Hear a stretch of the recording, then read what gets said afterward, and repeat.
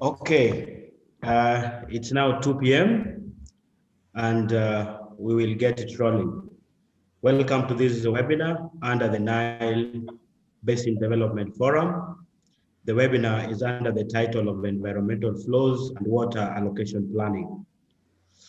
The question that we will be struggling to answer in this webinar is what are the latest developments in environmental flows in the Nile Basin and how can this support water allocation planning?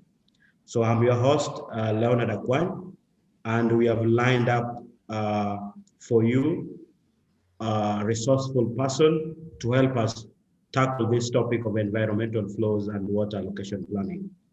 I will be assisted by Juan Carlos Sanchez, who is from GIZ in hosting this webinar. So in this webinar, we have an introduction, which I will give on behalf of the Nile Basin Initiative, which is on overview of NBI's environmental flows workstream.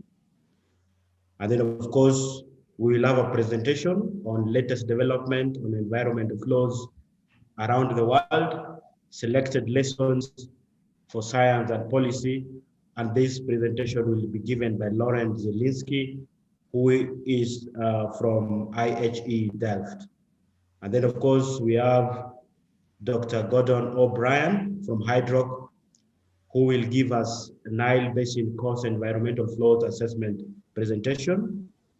And then of course, we will have a round of discussions after those topics, after which we will have a presentation from Dr. Jock Peterson on the Machar Marshes Ecohydrology Study.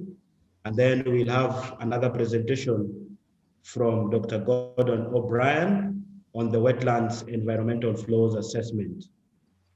And then we will have a presentation on the Mara Environmental Flows Assessment and the Water Allocation Plan. This presentation will be given by Gordon Mumbo from Sustainable Water Partnership.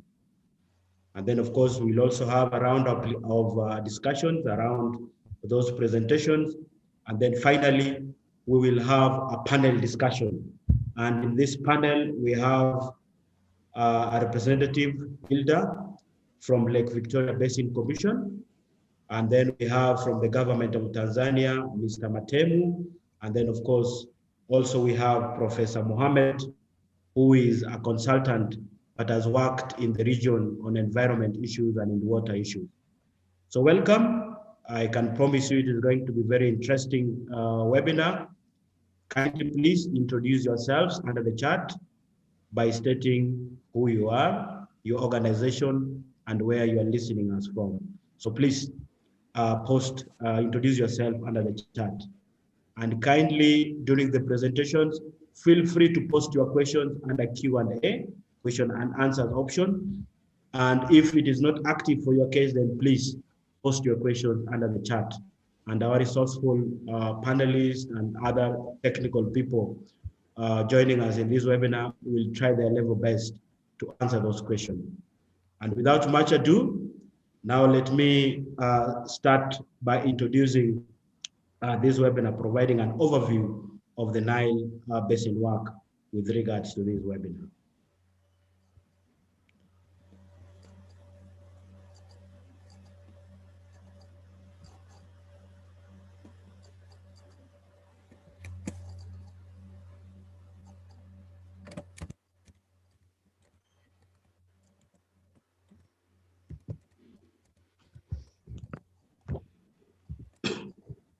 Okay, I will start by saying that the Nile Basin is characterized by increasing water footprint. And this is driven by issues of population increase and urbanization. And if you look at the existing and projected water demand, we see this increasing very dramatically.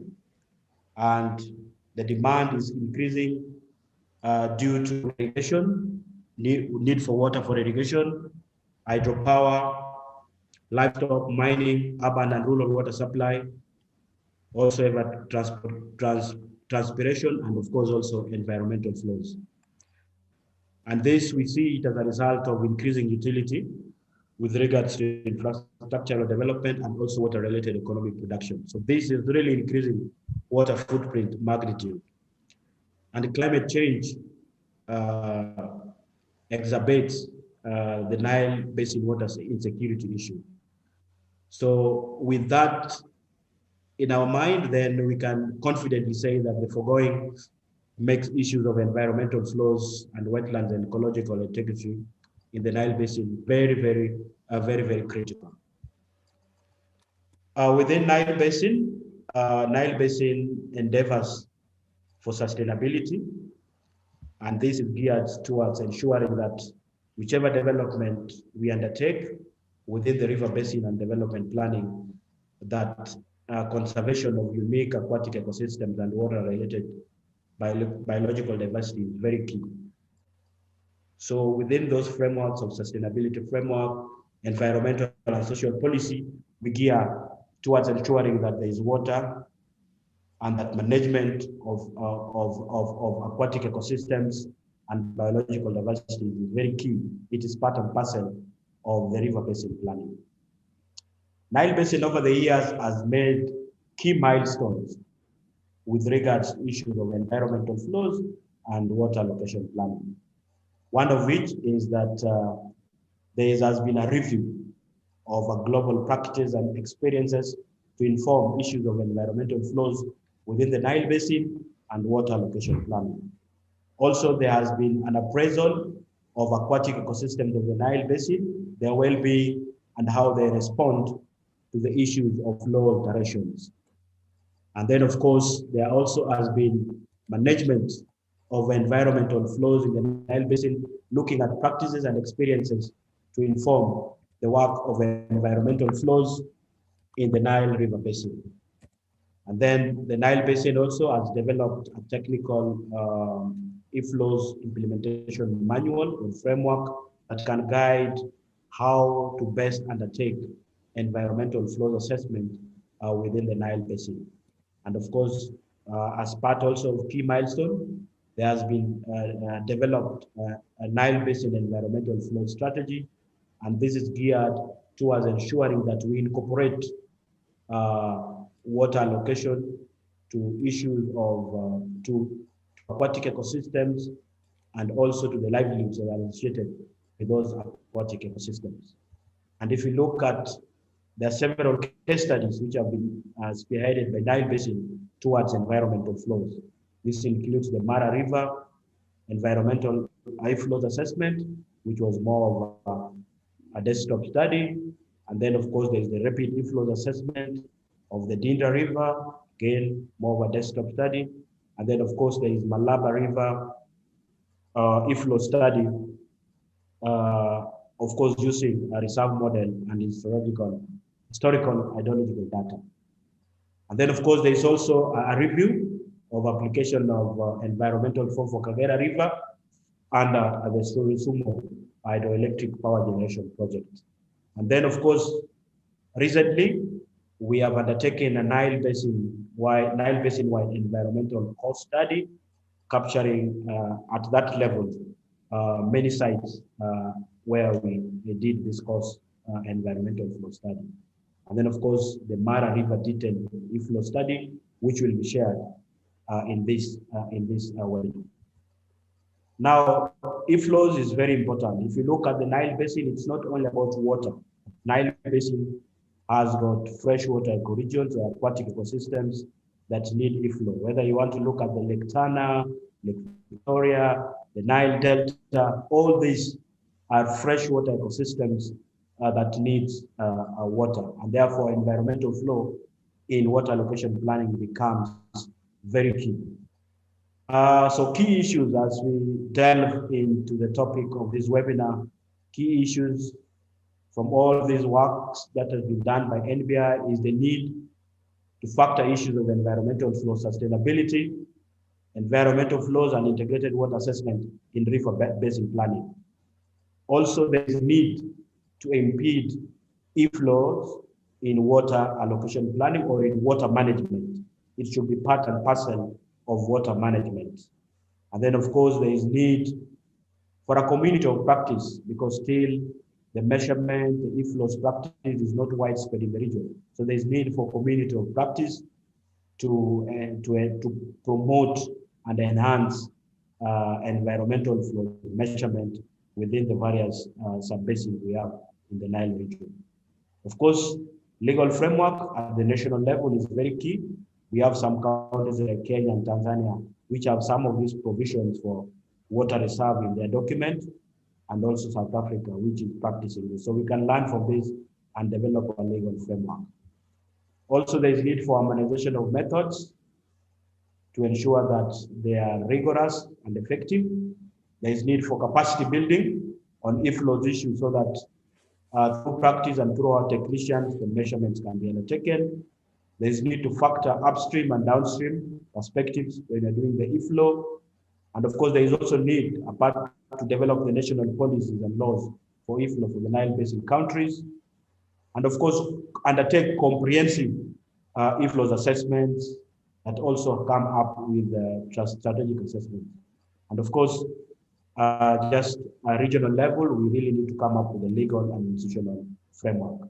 And with that brief introduction, welcome. Now I take this opportunity to call upon Lauren Zelinsky from IHE Delft to give us a presentation. Thank you.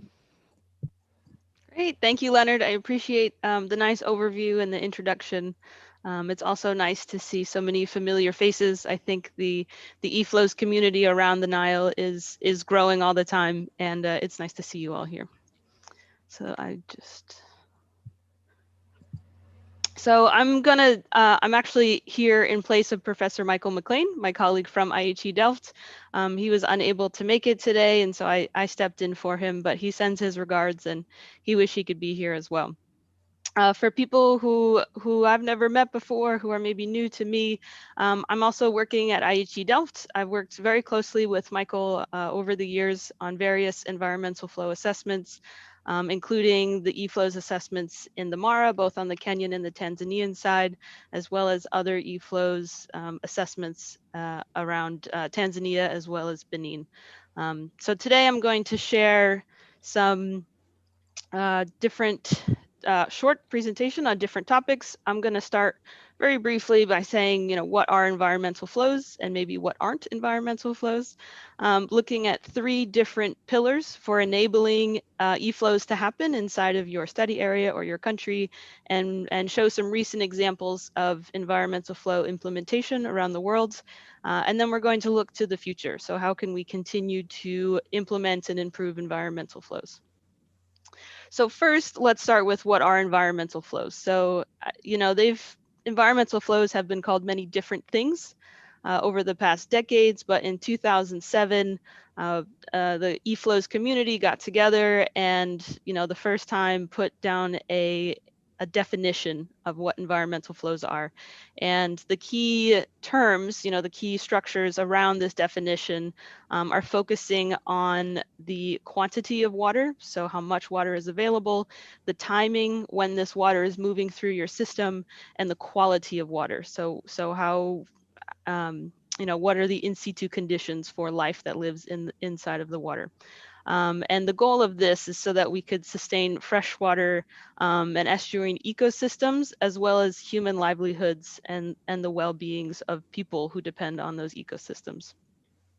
So that was around 2007. For the next decade, we can see from this graph that interest and application of environmental flows just kept growing and increasing. So this is a graph of different scientific papers that have been published over the years, starting in 2007 and ending in 2018. And these are not cumulative, but rather each year we're growing substantially the interest around environmental flows. And so a few years ago, in 2017, the eFlows community got back together. We took the lessons learned from those 10 years and decided to update a bit on this definition. So you can see those 3 main components, the quantity, timing, and quality are still there. But now there's kind of a focus more on the freshwater flows, but also levels. Freshwater supports different kinds of ecosystems and not just rivers that flow, that move water quickly through their systems, but it's also important for things like lakes or groundwater dependent ecosystems, wetlands, coastal water bodies, these kinds of things. So we wanted to make sure that these other freshwater dependent ecosystems were included in this definition. And again, we're still focusing on sustaining these ecosystems, but when it comes to the human side, we've also learned that the social dependencies on these ecosystems are also quite strong. And it's not just livelihoods or the well-beings, but it's also cultures and religions are very closely connected to these ecosystems, as well as economies. Many people rely on fisheries or on plants that grow around these ecosystems to help provide money to support their families. So the definition was updated, and you can read more about the definition and the action plan in this 2018 paper. So next, what are e-flows? Often when we go into a new area and we say, okay, we would like to implement environmental flows, people get a little scared.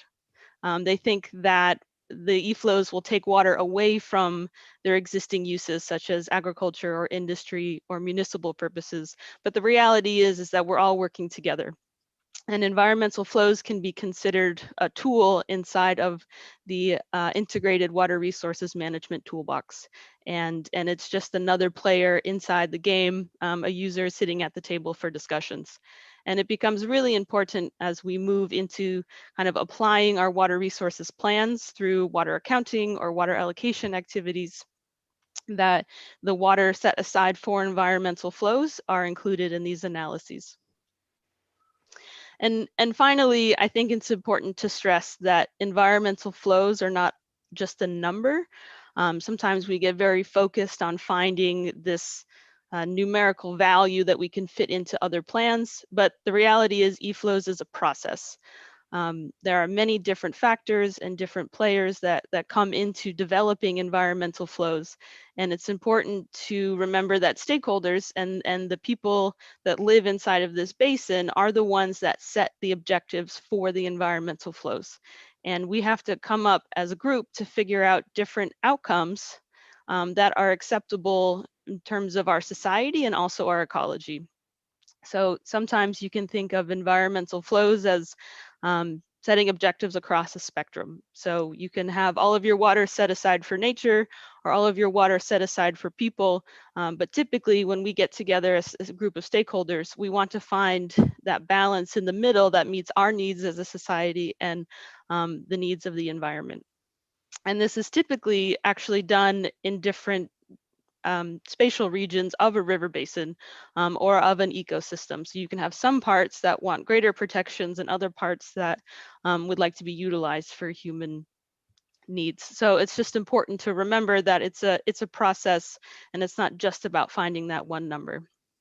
And so how would you like to implement environmental flows? Well, there's different ways of making sure the environment around implementation is strong. So you can enable people, enable governments, enable groups to go through and apply environmental flows. So the main three pillars of this enabling environment would be the policies in place, conducting an environmental flow assessment, and also then taking those numbers that you get through the assessment and implementing them in different water management views. So I'm going to start with just a review of different policies and some examples. So kind of on the side of a strong policy, we're going to take an example from Tanzania. So this is from the Rufiji River Basin. And we can see, we just did a quick overview of the different policies related to environmental flows. So looking at the national legislation, we can see there's a strong water policy and a Water Resources Management Act that specifically define environmental flows. In this case, it's called the reserve, and it gives it a high level of priority. And from that, the country, the river basin, has been able, they've produced their own use and development plan around that requirement. And there's also draft guidelines around how to actually do the assessments of environmental flows in Tanzania.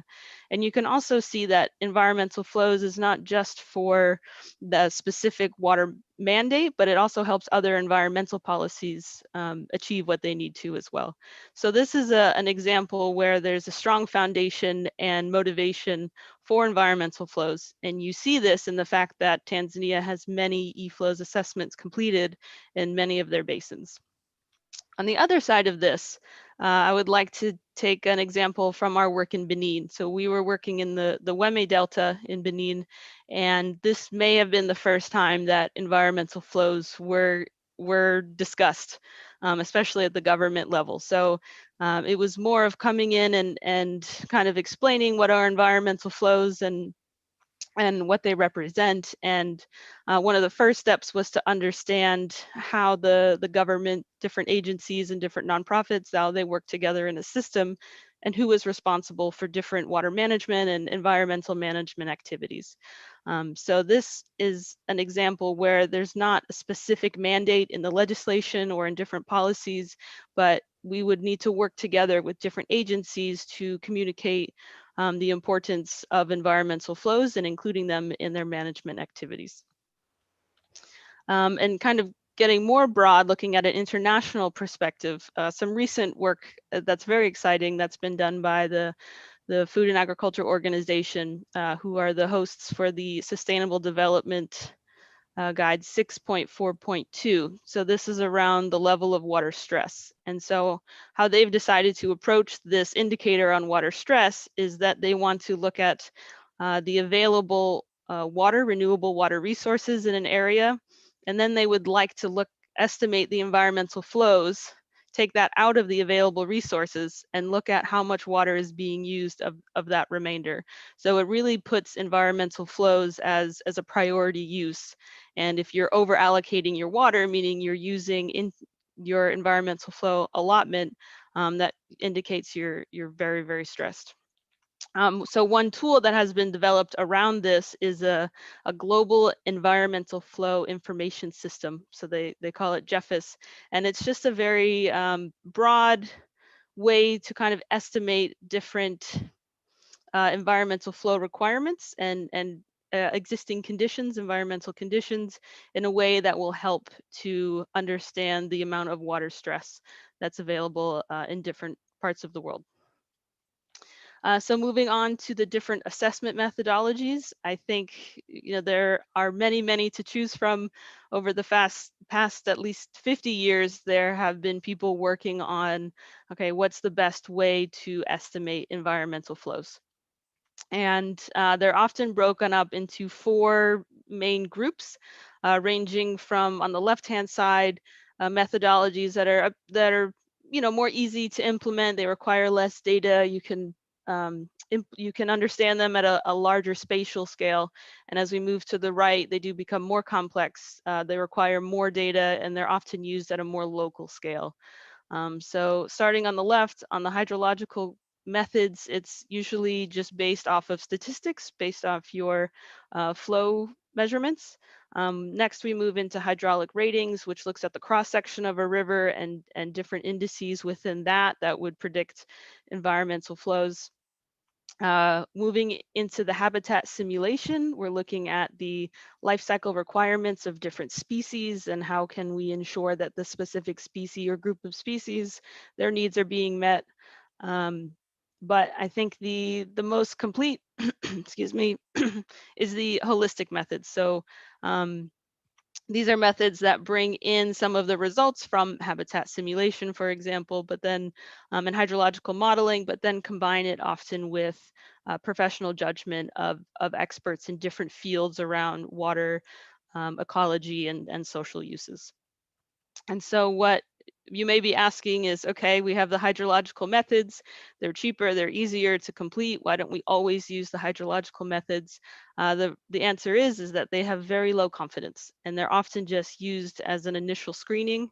So you just want to maybe to just start and have an estimate of what your environmental flow requirements may be, but it's not something that's robust enough that you can carry it through water management actions. The JEFIS global model, for example, is a hydrological method. But then as we move, let's say to the holistic, to the other side, you have methodologies where you have high levels of confidence. And these methodologies are typically used in situations where you have infrastructure that you're designing for, there's a legal concern, and you want to make sure that you have the highest or the most robust solution possible. And it's also often used in areas where there's maybe some political tension to make sure that the values are well trusted. So now you have this number, and what do you do with it, or this series of numbers? So that moves us into implementation.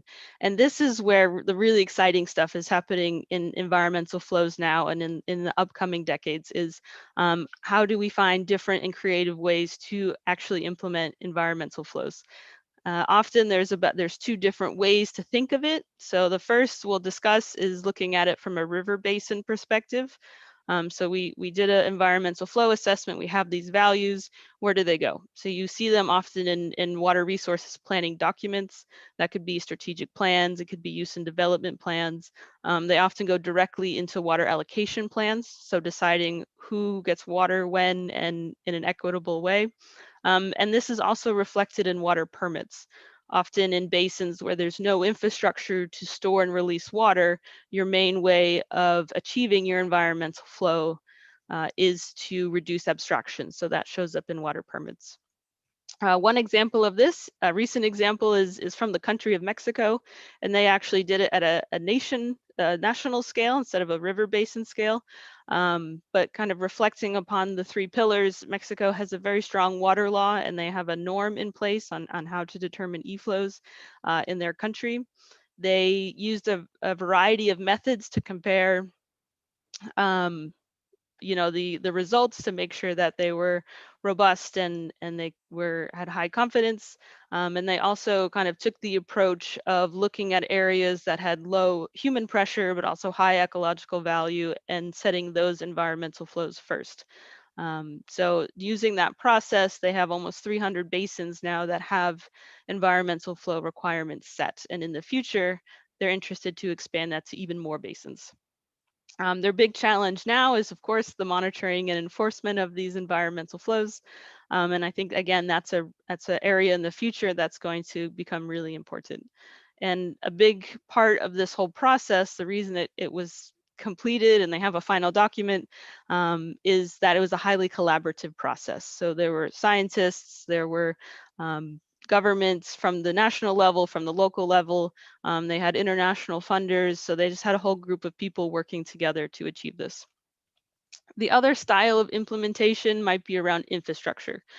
So if you're doing environmental flows for a dam or an irrigation scheme or a off-basin transfer, you would also need to be able to implement the environmental flow.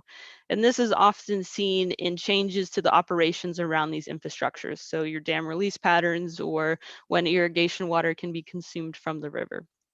Another example of this is coming back to the Weme Delta in Benin and reflecting upon those three pillars is that there is not a strong legislation around environmental flows or any legislation. And so the approach that team is taking is to have strong communications and outreach around environmental flows to the public and to the various government agencies to really strengthen the support around environmental flows.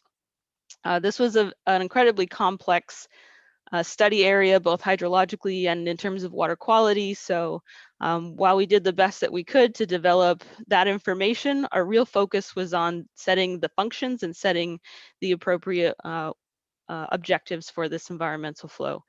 So we looked at different important species or sensitive species in those habitats and what were the hydrological and water quality requirements for those different areas. And then as the models improve in the future around hydrology and such, we can kind of incorporate those back and refine the numbers themselves. And this is a nice case because this is still a free-flowing river, which is becoming more and more rare, but there are discussions about putting a dam on this river. So it's nice to have this analysis done so that environmental flows can be at the table when those discussions happen. And again, it was a very collaborative process. There were many meetings with different stakeholders, scientists, supporters, things like that. So I think you're seeing it's a key component to successful implementation of environmental flows. So what is the future of environmental flows? Of course, there are challenges that we've overcome, but more challenges in the future. So one of the main things is to make sure that eFlow's policies are institutionalized and solidified inside of different policies or laws in different countries. It really shows that there's a lot of support, and it drives more innovation and funding to these areas that where it's written in stone. Looking towards the future, what are these ecosystems going to look like in a changing climate, and how do we adapt that and apply environmental flows in these situations? I would like to note that environmental flow assessments typically should be redone or reevaluated around every 5 years so that they can adjust to these changing situations. But when we apply eFlows into these longer term management strategies, we have to make sure that we take these climate considerations into account. And I think you may have noticed many of these eFlows examples are around rivers, but we can apply eFlows to other non-river systems. So what do those methodologies and approaches look like, particularly around groundwater dependent systems? I think that's a nice and exciting field that's being developed in the eFlows community. And then looking at the future, where are we going next? Who is the future of eFlows? I think we all are.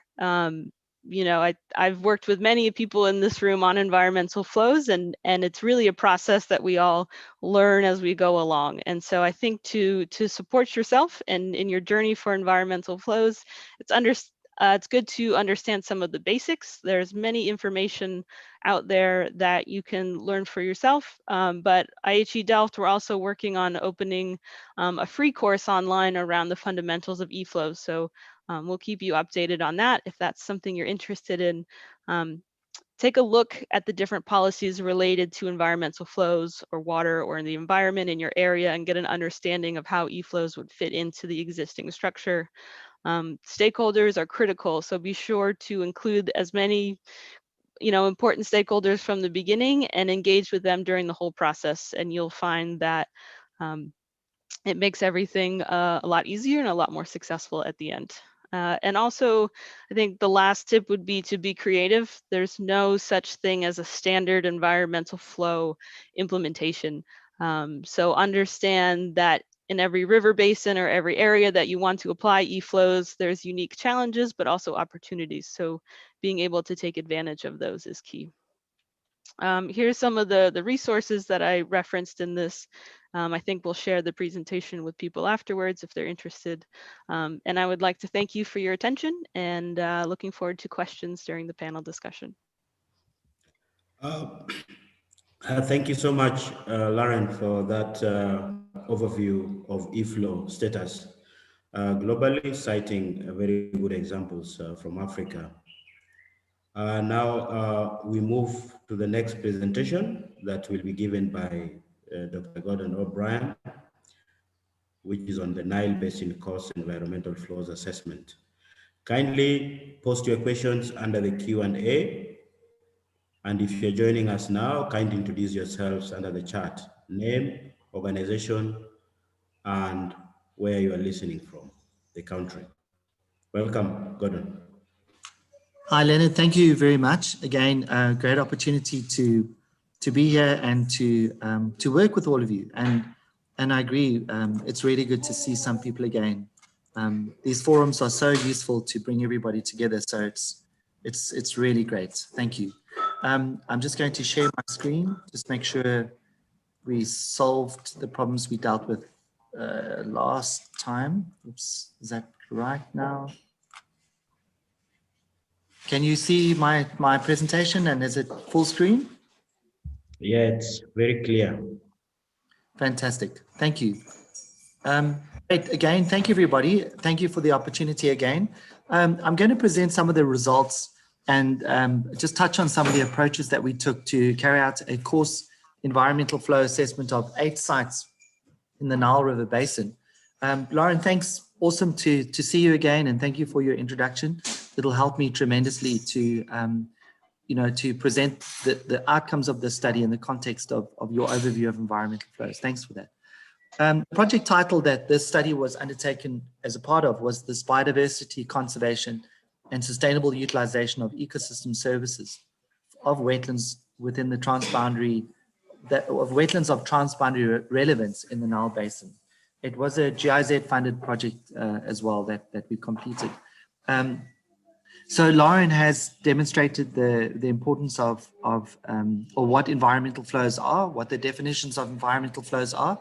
And I've just added this diagram on the right-hand side to demonstrate that, within a basin context, scale is everything. And within environmental flow assessments, which I'm going to touch on in this presentation, and then again on the presentation that we'll look a little bit later when we look at environmental flow methods for wetlands, I really want to touch on the importance of different scales, environmental flow assessments for different regional scales.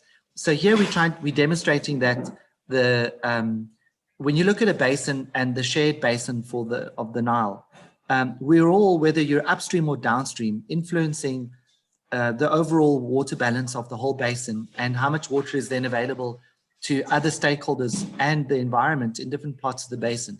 So we are well aware of the influence of excessive utilization of flows in the upper part of some catchments and how downstream users are negatively affected by that use in those upstream parts of the basin. And what we're trying to achieve ultimately, and Leonard also introduced the strategy for environmental flows, is that we want to get to the point where on the right-hand side, we can show how are we doing on a basin scale, how have we allocated resources in an equitable manner, and how are we providing for and or meeting those environmental flow requirements that are needed to keep the system sustainable, that we are able to sustain or maintain our ecosystem, and also what is the value of that in the context of the ecosystem services that these systems provide to us. So the aim of the studies were to review available hydrology, hydraulics, and ecosystem information for each reach of the basin that was selected for the study. On the right-hand side there, I provided a map of where those different sites were, and I'm going to go into that in a little more detail later. To establish coarse environmental flow relationships for each reach that was considered, determine the environmental flows for each of these portions of riverine ecosystems, and then importantly, to provide the requirements to maintain that ecosystem in a B class, which is relatively natural condition, a C class, which is a moderately modified, but you're still getting a lot of your services, and you still have a high representation of biodiversity in the system. It's really usually considered to be the acceptable management targets for many systems.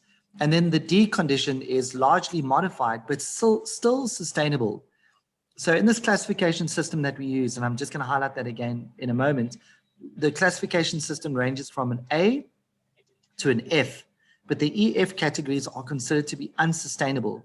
And as a result, we cannot establish environmental flows for an E or F category. But what we can do is we can look at whether or not you want to emphasize the use in certain areas and the protection of resources in other areas. So you've got some room to change the environmental flow requirements between a class B and a class D in some of the areas to achieve your overall goal of meeting biodiversity targets, for example. So you can have some areas that have a higher protection focus, and they're going to act as refuge area for some species, and in other areas you're going to have a C or a D vision that will allow us then to make sure that the systems are maintained, that they're sustainable, but you're not going to protect all of the biodiversity, for example. What we then did is we applied ProbFlow. So Lauren introduced the different environmental flow methods. ProbFlow is a holistic environmental flow determination method, but we carried it out in a low confidence case study where we actually used desktop information that was available for these assessments. So we haven't gone into the field to collect data and evidence that can help us establish the environmental flows high confidence environmental flows for each of these nine study sites. And then what we did is we established a Microsoft Excel based hydrological environmental flow query tool. And what we did there is, because we know what the B, the C, and the D are, we were able to set up a query tool that will just be able to determine where you are. If you have, if you're monitoring or implementing certain management scenarios, you'd be able to query using that simple tool whether you're within an A, B, C, D, E, or F condition based on the requirements for environmental flows. I'll get into that in a moment as well. So what did we have available for the study? We've got some understanding of the catchment areas, ecoregion areas, some understanding of general biodiversity for all of these sites and ecosystem processes. Lauren has already indicated, and we have some data from similar environmental flow assessment studies, and that we've got some understanding of flow ecosystem relationships from some of those assessments, which we were able to consider in our study. So that's what we used. Here is a quick summary of the 9 reaches of rivers that we considered in the study. A site on the Kagera, one on the Victoria Nile, downstream of Lake Victoria at Ginger. One just upstream of the Sud inflow at Barra Jabal. One upstream of the Mashal Marshes, downstream of the Sud Barra on the Barra River.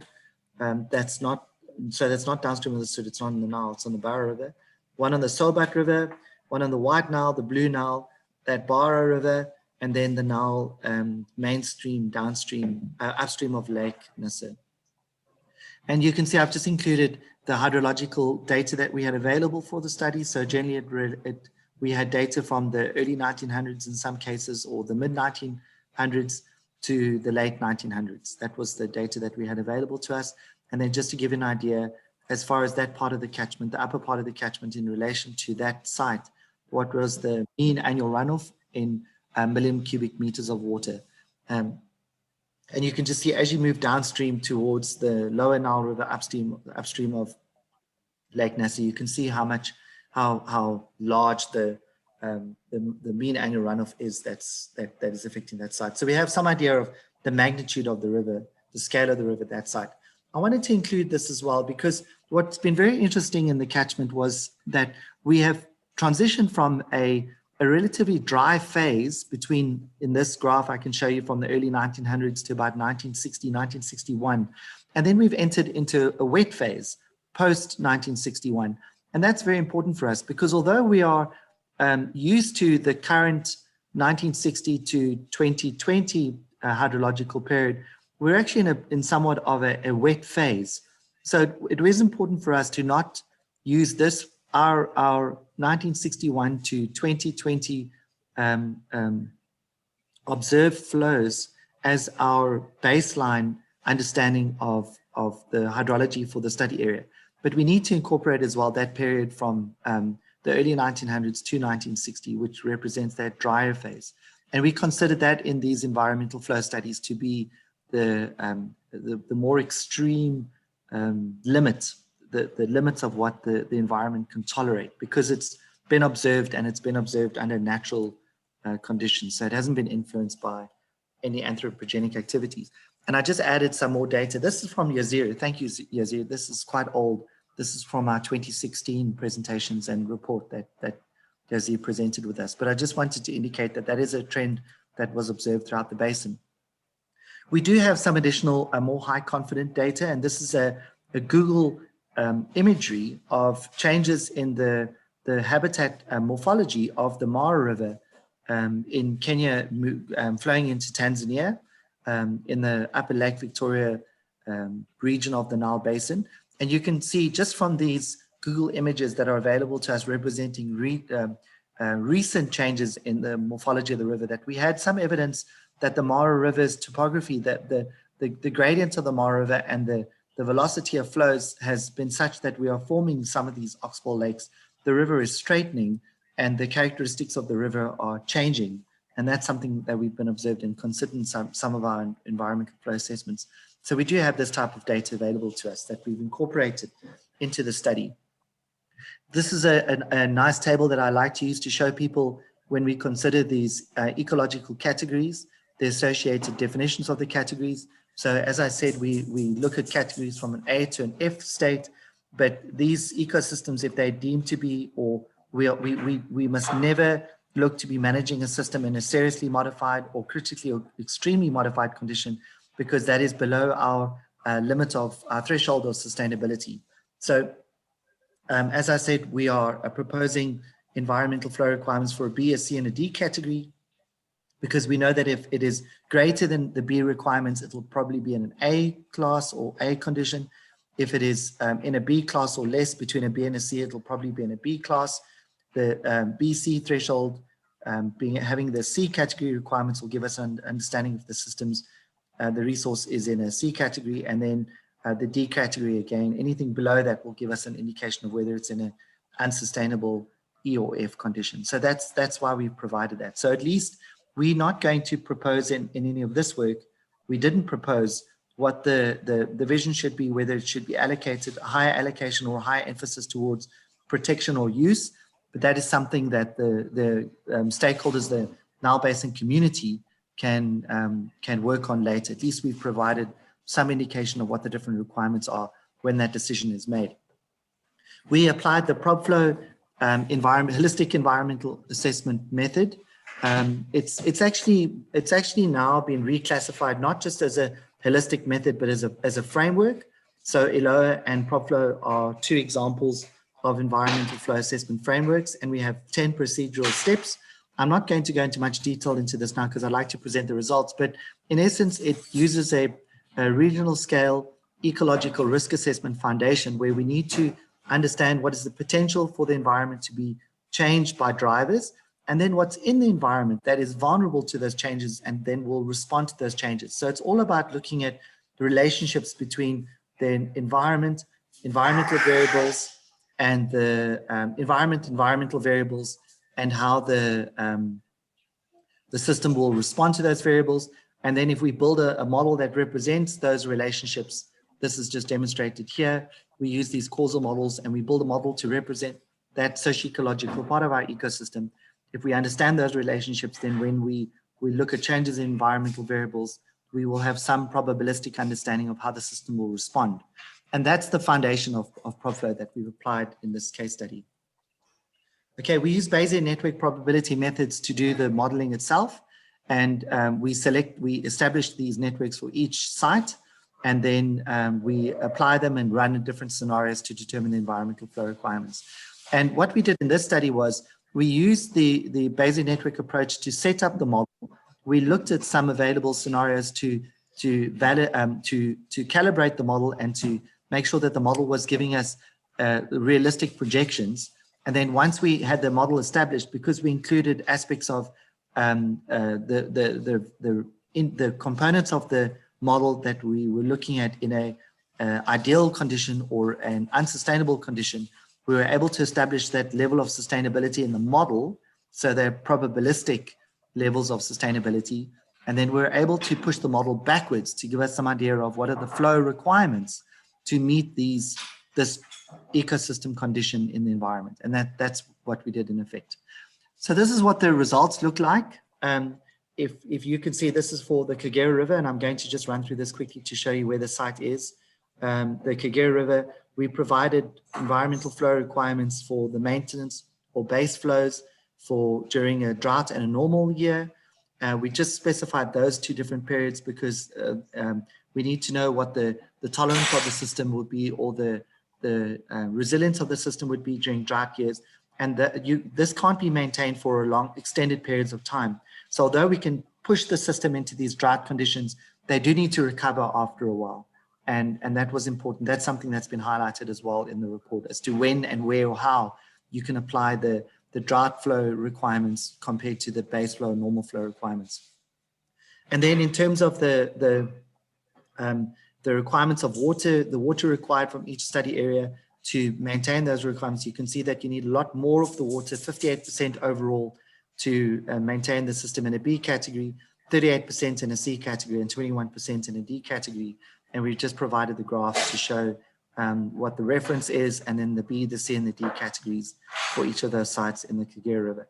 And in addition to the the environmental flow requirements, we provide a flow duration table and some additional information about what the drought, the flood flows may be, and in terms of what volume requirements it may be to meet those, so that managers have an ability to meet these control requirements that we have in different parts of the basin. One thing I must emphasize, though, when we start to move to the next site, is that, and I'm going to move past those, is we have not synchronized and reconciled all of the requirements across the whole basin to make sure that this can be achieved based on meeting upstream requirements. At the moment, we've only provided the requirements, and the DSS and other work that's ongoing through the NBI will later on look at trying to look at the interactions, the relationships between these variables. Okay, this is just a very simple graph to show you what the risk assessment outcomes look like. We selected floodplain ecosystem services, floodplain biodiversity, and river biodiversity as the different endpoints assessment. And you can see by applying the risk assessment, we can actually determine what the implications would be of these different scenarios, and then what the requirements are, and just what they look like in terms of if you implemented these scenarios as different requirements for an A, a B, a C, or a D, what would the probable risk relationship or risk outcomes look like?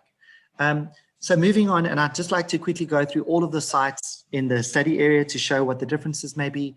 Initially here, this is now looking at the Nile River downstream of Lake Victoria.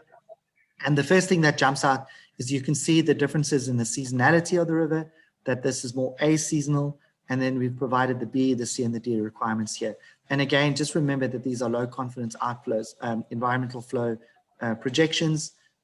Because it was a desktop study, we have proposed monitoring methods that will improve the risk projection. So we would like it to be considered in an adaptive management context where additional information can be used to help us understand the outcomes.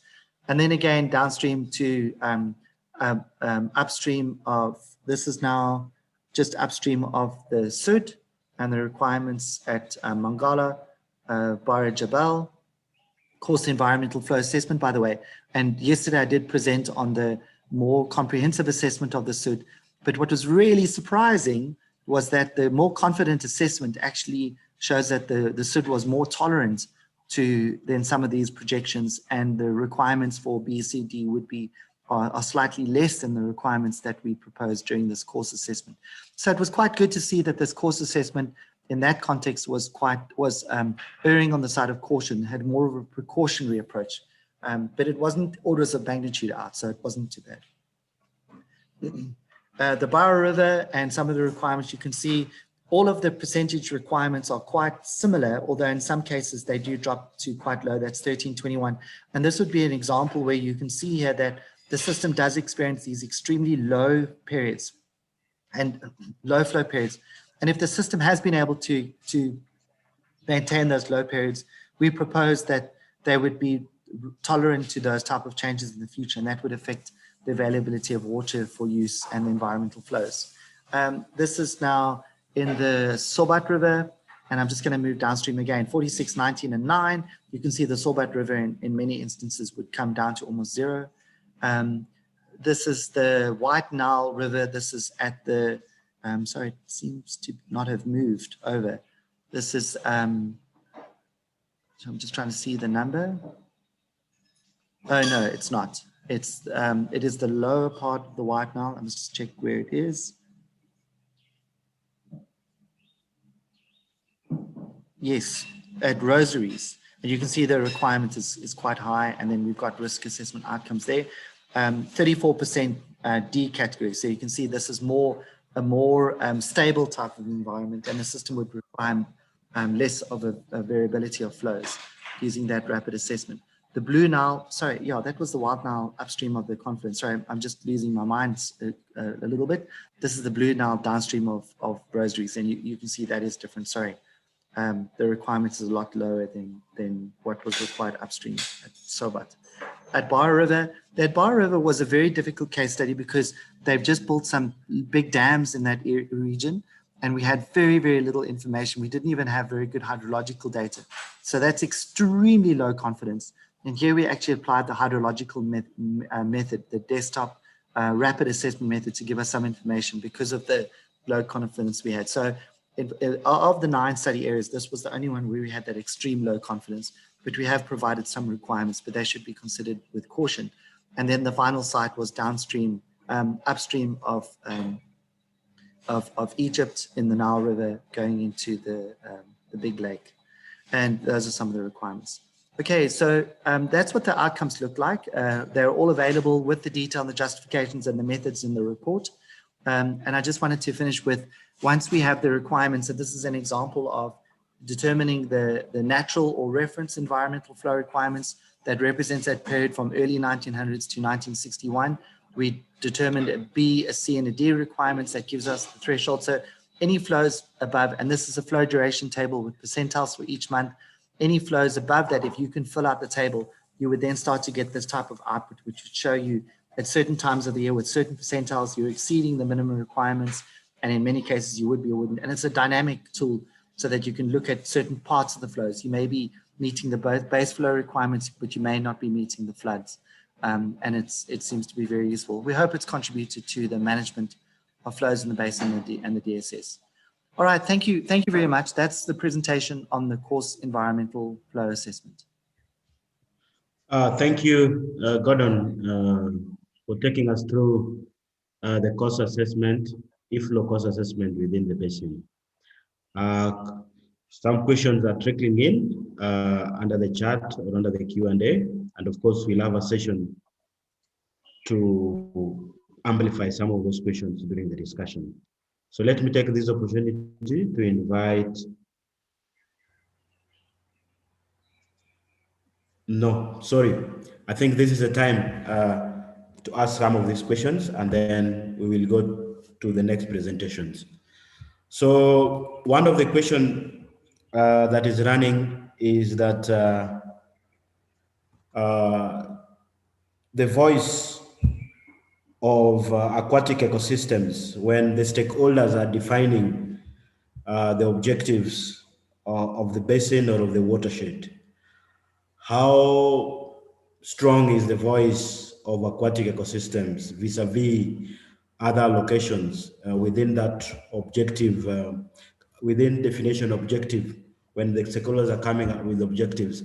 How strong is the voice of aquatic ecosystems, or how strong is the voice for environmental flows within those discussions that comes up with objective for the watershed?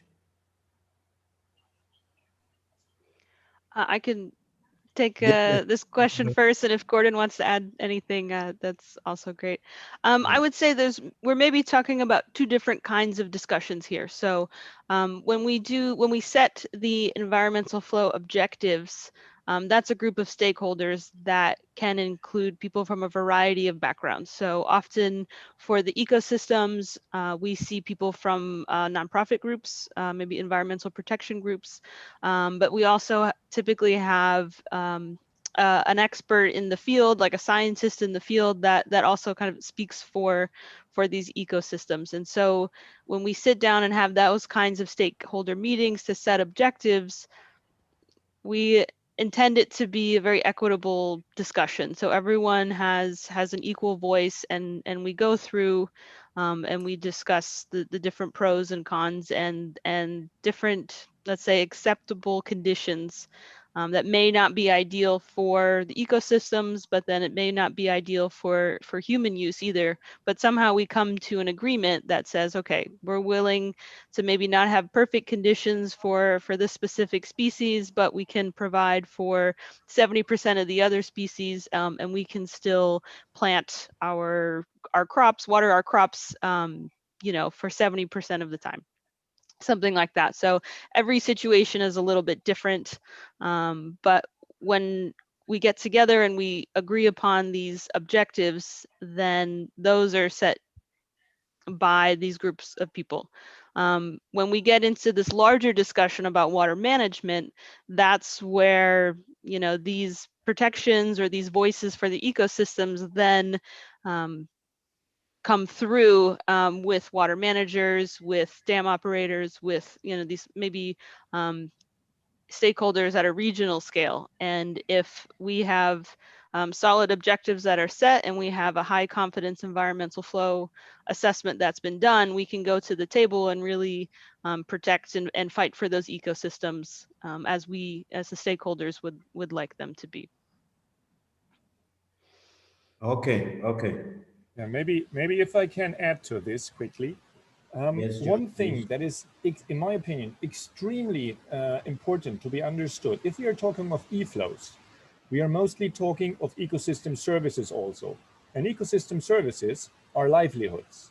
Yeah, so it's especially for those, let's say, smaller people, riparian people, who live along streams, along wetlands, and so on, who feed on these ecosystem services because it's their livelihoods. Yeah, and this should not be forgotten. Yeah, so it's not kind of ecosystem services, or it's not the e-flows against the human water use, but actually the e-flows, they support human water use in the form of ecosystem services and livelihoods for a lot of people. Yeah, and that's the important part that needs to be understood. But I think if I can just add quickly to Georg and Lauren, both of your discussions, is that, you know, when we look at the requirements for environmental flows, and this is a narrative that has been raised again and again in the Nile in particular, is that we use the environmental requirements to determine environmental flows. But Georg, you're absolutely right that by providing environmental flows, we do provide an abundance of ecosystem services that communities benefit from. So environmental flows should be considered from a regional perspective as the requirements to maintain the ecosystem and those goods and services, or those services that support livelihoods. So that is very important.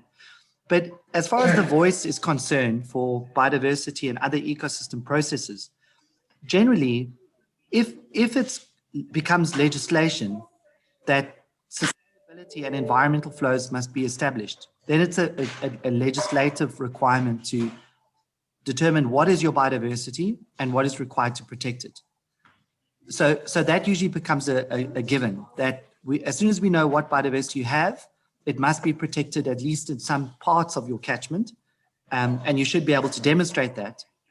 And then we don't need to decide what the trade-off would be, how much biodiversity is acceptable, you know, what type of processes are acceptable. If it's legislated and or we can demonstrate that it's associated with sustainability, it's a part of the requirements of sustainability, and it usually fits into those definitions, then we can argue what that is. And it should be standard. There are X amount of species and X amount of species need to be maintained.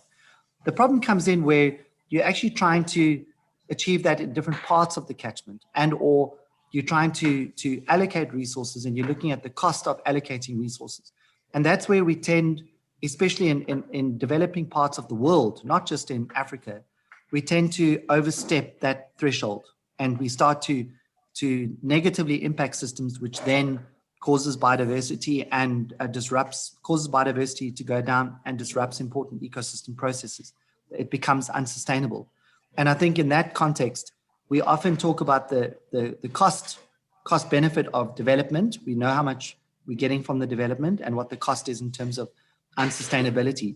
But we have a long way to go before we can actually implement this on large enough scales to say we're going to exceed the requirement to maintain biodiversity in this part of the catchment because we're protecting it in another part of the catchment. So I just wanted to add that that's the type of trend that's ongoing as to enhance what Lauren, you suggested. But if it's legislated and environmental flows are required and sustainability is associated with that, we can usually give you that requirement and say this is it, and then that becomes the control and whatever allocations occur above that. Thank you.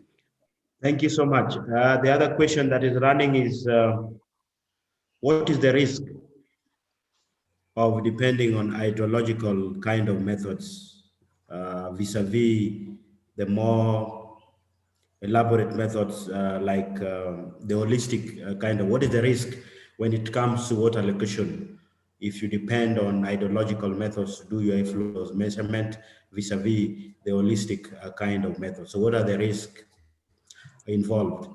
And also linked to this question and specifically to Gordon, What were your conclusions from the cost assessment with respect to the flows in different reaches of the Nile? Do the flows there meet ecosystem requirements for much of the time?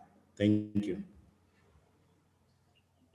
Lauren, do you want to give the course versus more holistic assessments a go first? Sure. Yeah, I would say if you're using just hydrological methodologies, you're looking at one piece of a very complex puzzle. And you're also relying very much on that data set that you're using. So for us, for people who have been out in the fields and are collecting levels and turning those into discharges, we know it's there's a lot of uncertainty also with that data. So if you basically put all your eggs in that one basket, depending on that one hydrological data set, it does introduce a very high level of uncertainty around the data itself, and then it may be propagated through the analyses that you do with different hydrological modeling or things like that. And in a way, it also just completely does not include any of the ecological dependencies on that water or the social dependencies on that water. We've used it as a double check. Let's say, you know, we have a holistic methodology. We have our hydrologist come in. He does some analyses and some a bit of modeling on the hydrological data that we have, and we use it as a check, a reality check against the values that we have developed in the holistic methods. But it would be a very low confidence value to move forward in with your water allocation planning. Is it a start? Yes. Is it better than having a big question mark on your paper? Yes, I think it is. But there are severe limitations that should be considered when you're using those kinds of methods. Okay. And I'd just like to add again that Vladimir Schmidtken from IMI, he has recently published a paper that has compared some applications of the more rapid methods compared to more holistic methods. And what's really important about his work, Vladimir Schmidtken, is that if you are allocating environmental flows of less than 30% as a global average, you should be concerned. You know, that generally anything less than 30% should generally be unsustainable. So that concept of Q95, it can be orders of magnitude out incorrect. And that's where you need to look at, you know, usually from a planning perspective, the hydraulic rating methods are usually used extensively because people are trying to determine whether or not water is available for a development. But before it's implemented, we usually recommend that you consider the more robust methods. And even though we've demonstrated the application of ProbFlow here with available desktop information, it's given us a lot of wonderful hypotheses about relationships and response, but we really need more data. So it is important to consider that uncertainty and the potential implications of the uncertainty when you decide to actually implement some of these plans. So I think that's where it's very important, is when you get to implementation and you are willing or unwilling to accept the uncertainty associated with those tools. That's what's very important. Okay, and then just briefly the second question. What we found based on the available present hydrology was that we're in a wet phase. And because we're in a wet phase at all of our sites, we found that the supply of water resources generally exceeds the environmental flow requirements. So we have a lot to work with. We're not in those situations as yet generally where we are trying to claw back requirements. You know, we are busy with work in the Limpopo catchment. The river has been converted from a perennial system into a seasonal episodic system. And there you can see we have completely disrupted baseline flows.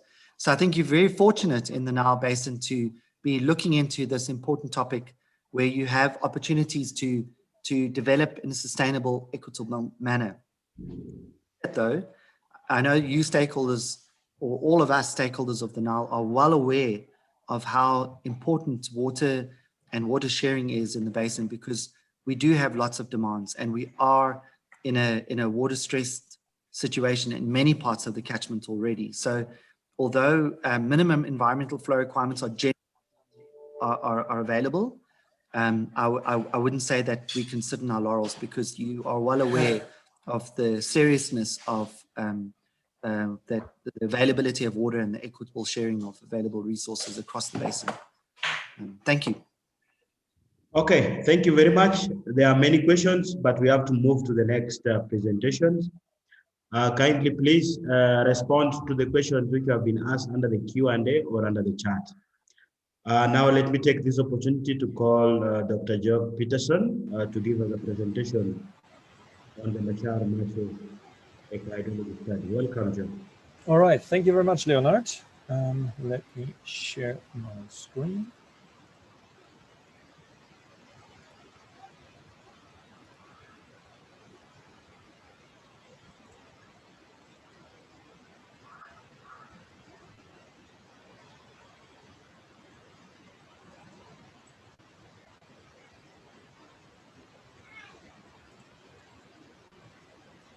All right. So you can see my screen, I guess, yeah? Yes, yes, yes. All right. Very clear. Good. So this presentation is on a eco-hydrology study that we have done in the Machar Marshes in South Sudan. It was quite an interesting study where we applied a number of different approaches, a number of different techniques. So this included a baseline assessment of the water balance dynamics, watershed schematization, remote sensing to delineate the wetland extent of the Machar Marshes, the development of a water balance model, and incorporate that into the Nile DSS, development of a 2D hydraulic model, and again, for incorporation into the Nile DSS, assessment of ecosystem aspects and establishment of environmental flow requirements. So it was quite a broad range of activities that we were conducting. The Machar Marshes, I think everybody knows, are part of the Baro-Akobo-Sobat system. So they are basically sitting north of the Sobat River, or in this angle between White Nile and Sobat River, receiving water from the Ethiopian escarpments, is receiving water from the Sobat, and partly for that water, if there are high flows and water that doesn't evaporate, may drain into the White Nile. It's basically a vast and complex river and wetland network with very, very broad floodplain areas. We've used various data sources to get to grips with this system. So soil data, vegetation data, we digitize stream networks, we use discharge data from various stations, and also information that was available from different studies, previous studies.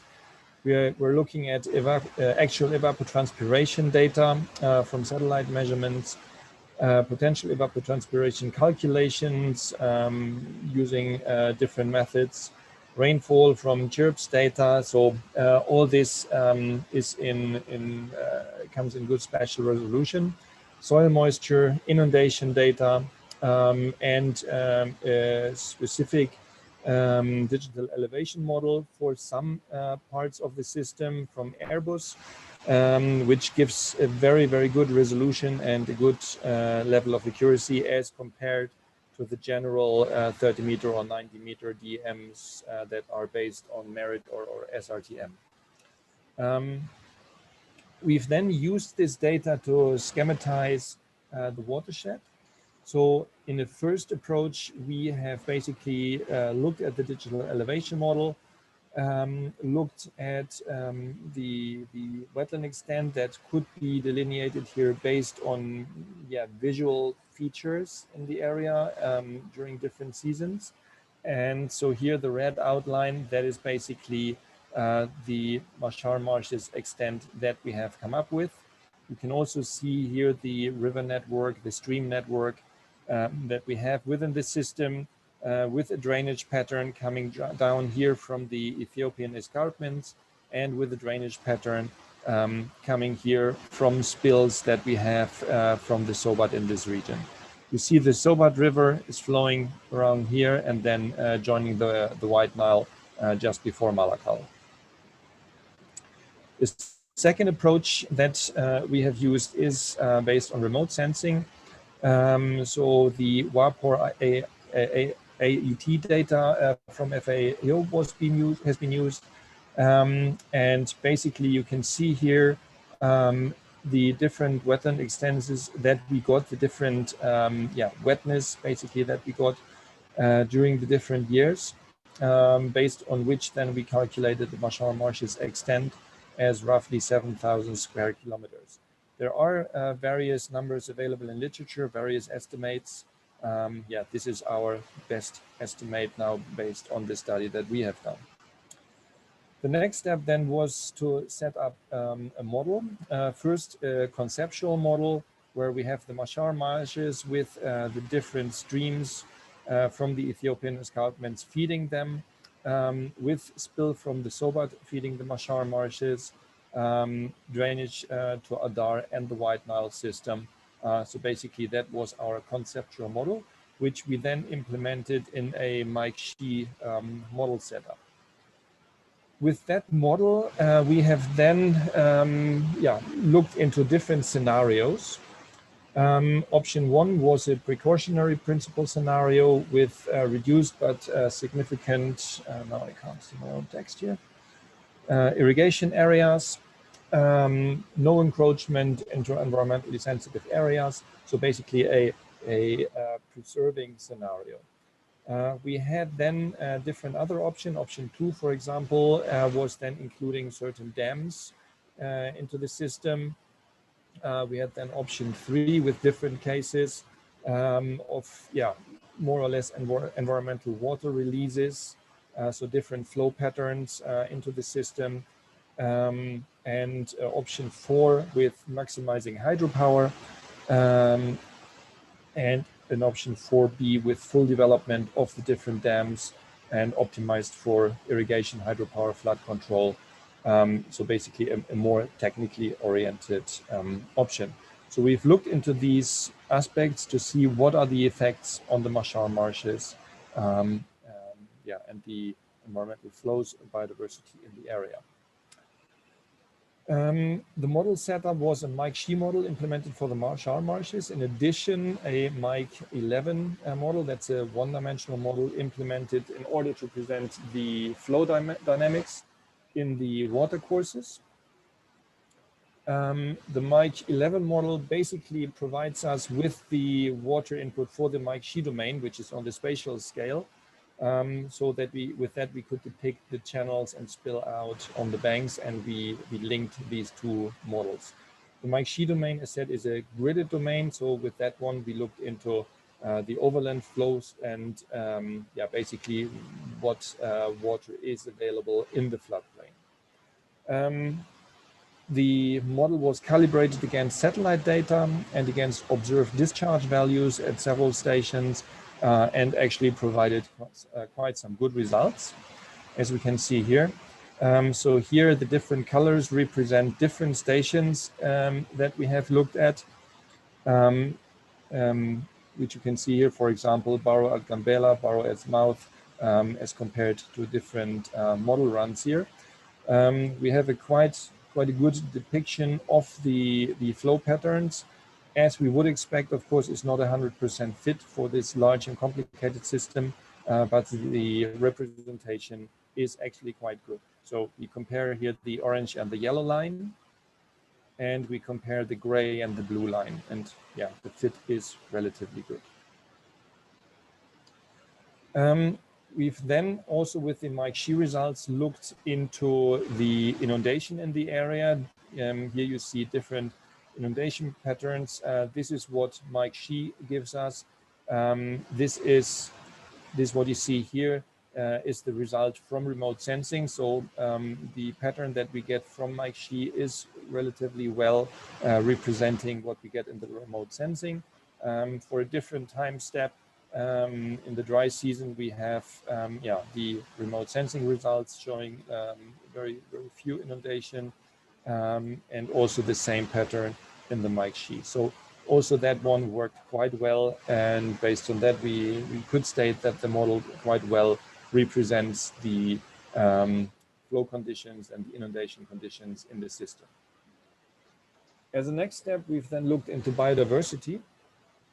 Here is basically an overview of the biodiversity that we have generated with how many amphibians, insects, plants, and so on, basically the different kingdoms being present in the system, which was then later linked with the flow conditions and with the inundation conditions to see the impacts that would be there based on the changing flow conditions, the different inflow conditions into the system with the potential future development options.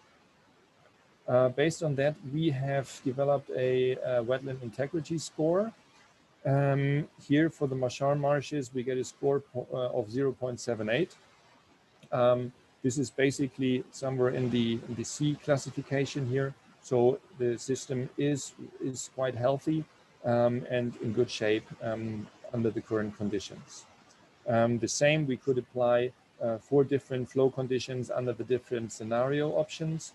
And with that, we could then see how the system would change under certain development scenarios. And the intention for that was to embed that into the Nile DSS, so that now with the Nile DSS and this data fed into the Nile DSS, there can be different scenarios run based on which the different inflows into the Machar marshes will be computed. And then in secondary steps, we will see the impacts onto the system with regards to biodiversity and environmental flows. We've used a matrix. Basically, you see here, we have the open water, different vegetation classes. We have reeds, we have papyrus, we have then the more drier vegetation on this side, the more aquatic vegetation with fringe vegetation and open water here on this side. So basically you can see that depending on the depth of flooding and the inundation duration during a year, the more of the one or the other vegetation is establishing itself.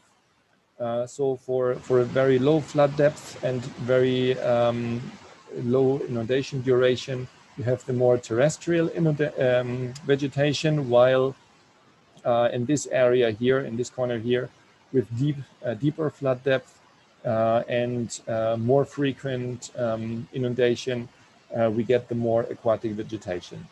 So this is a kind of a lookup table then that's based on the Nile DSS flows and the model results that then show us the inundation duration and flood depth indicate what kind of conditions do we have that is suitable for a certain type of vegetation, which then leads into the ecosystem services provision.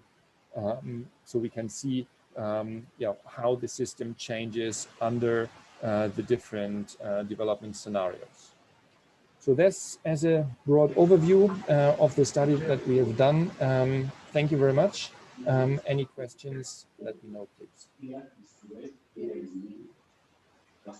Thank you, Jörg, for your presentation. Please, if you have any question, post it under Q&A. Or if Q&A is not active, kindly post in the chat, and our resource people will try to answer all of your questions. But again, we'll also have a discussion and to which we'll ask questions. Now we are moving to the next presentation. And this is again from Gordon O'Brien on the Wetlands Environmental Flows Assessment. And then, of course, we will wind up with a very practical kind of inflow presentation from Mara by Gordon Mumbo. So, Gordon Bryan, your time. Thank you. Thank you.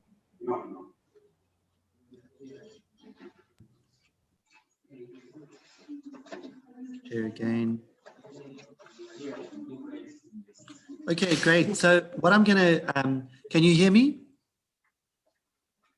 Yes, loud and clear. Great. So what I'm going to present in this presentation is some of the new developments that we have,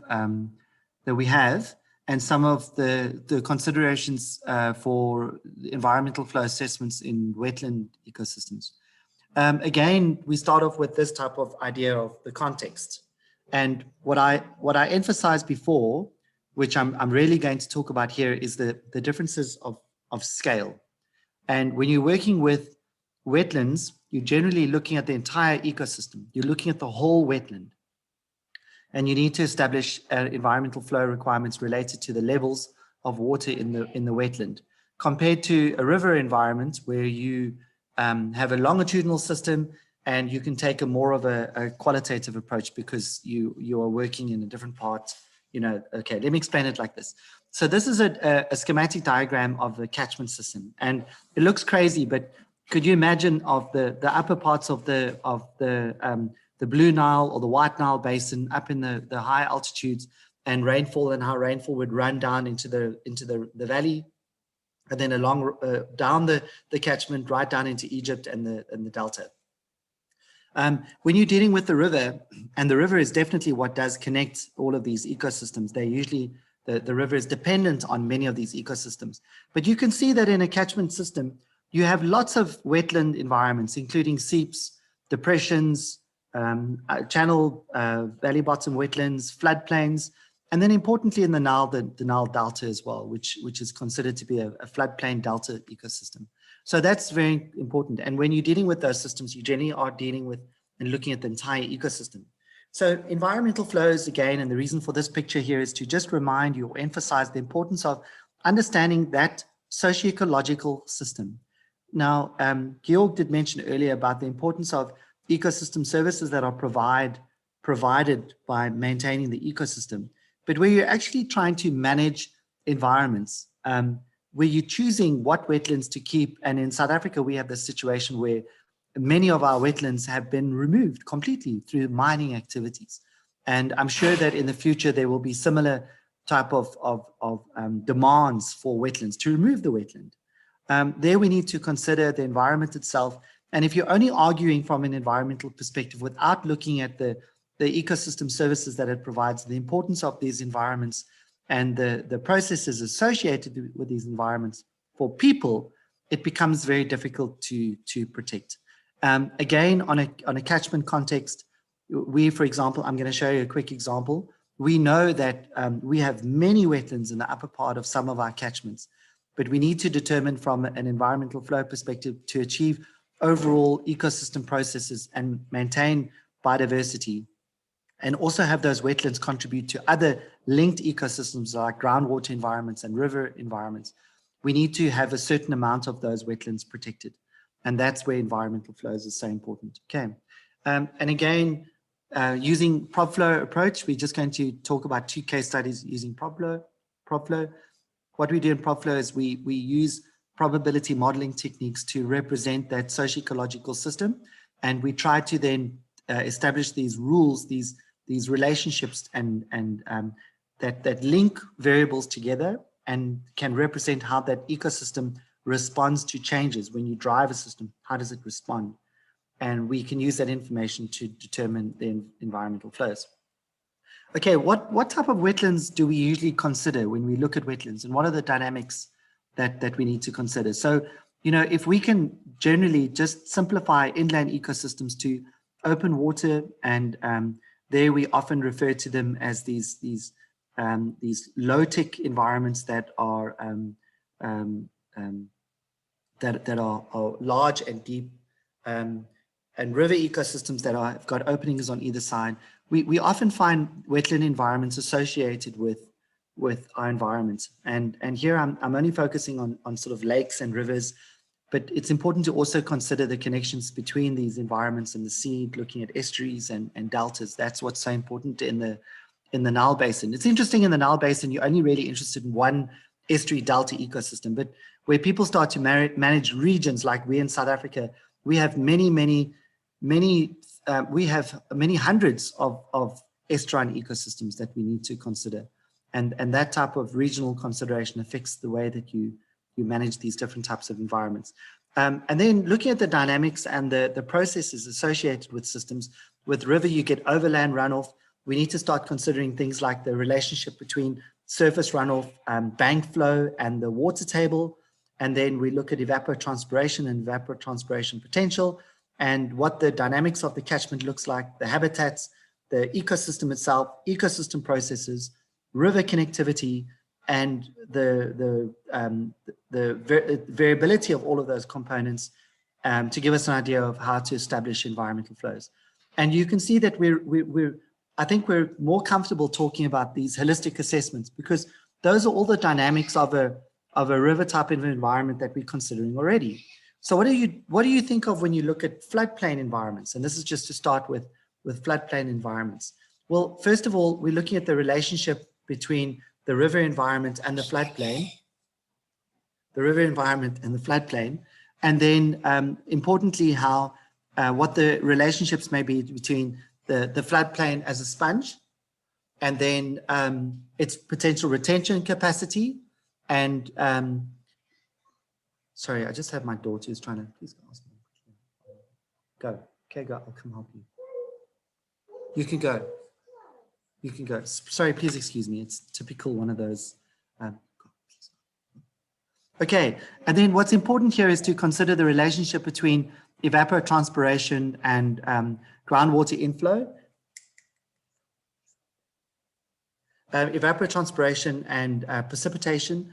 And you know, in the Sud catchment, for example, that a large portion of the flow in the upper part of the catchment evaporates out of the Sud. And that brings a lot of management considerations to the front. Infiltration in the water, and I think when we determining environmental flow assessments of floodplain wetlands, we're considering these dynamic type of habitat types that are available in these type of wetlands, and also the retention capacity of the wetland itself. And I know, Lauren, from work we did together in the just to raise this in the Mara River, we found that when we looked at the discharge of water going into the Mara River, which was a couple of cubics, I think at that stage it was about 12 cubics, we had almost double the amount of water being released out of that wetland into Lake Victoria. And those are very important considerations, the retention capacity of the ecosystem. So this is an example of a floodplain wetland that's associated with rivers. We have other types of wetlands like seep environments and the overland flow, and very important, the infiltration component, the retention capacity of these environments, different habitats available in these seep environments. Depressions, we have a lot of pans in our environment here. It can and does not always have a channeled outflow, but it can.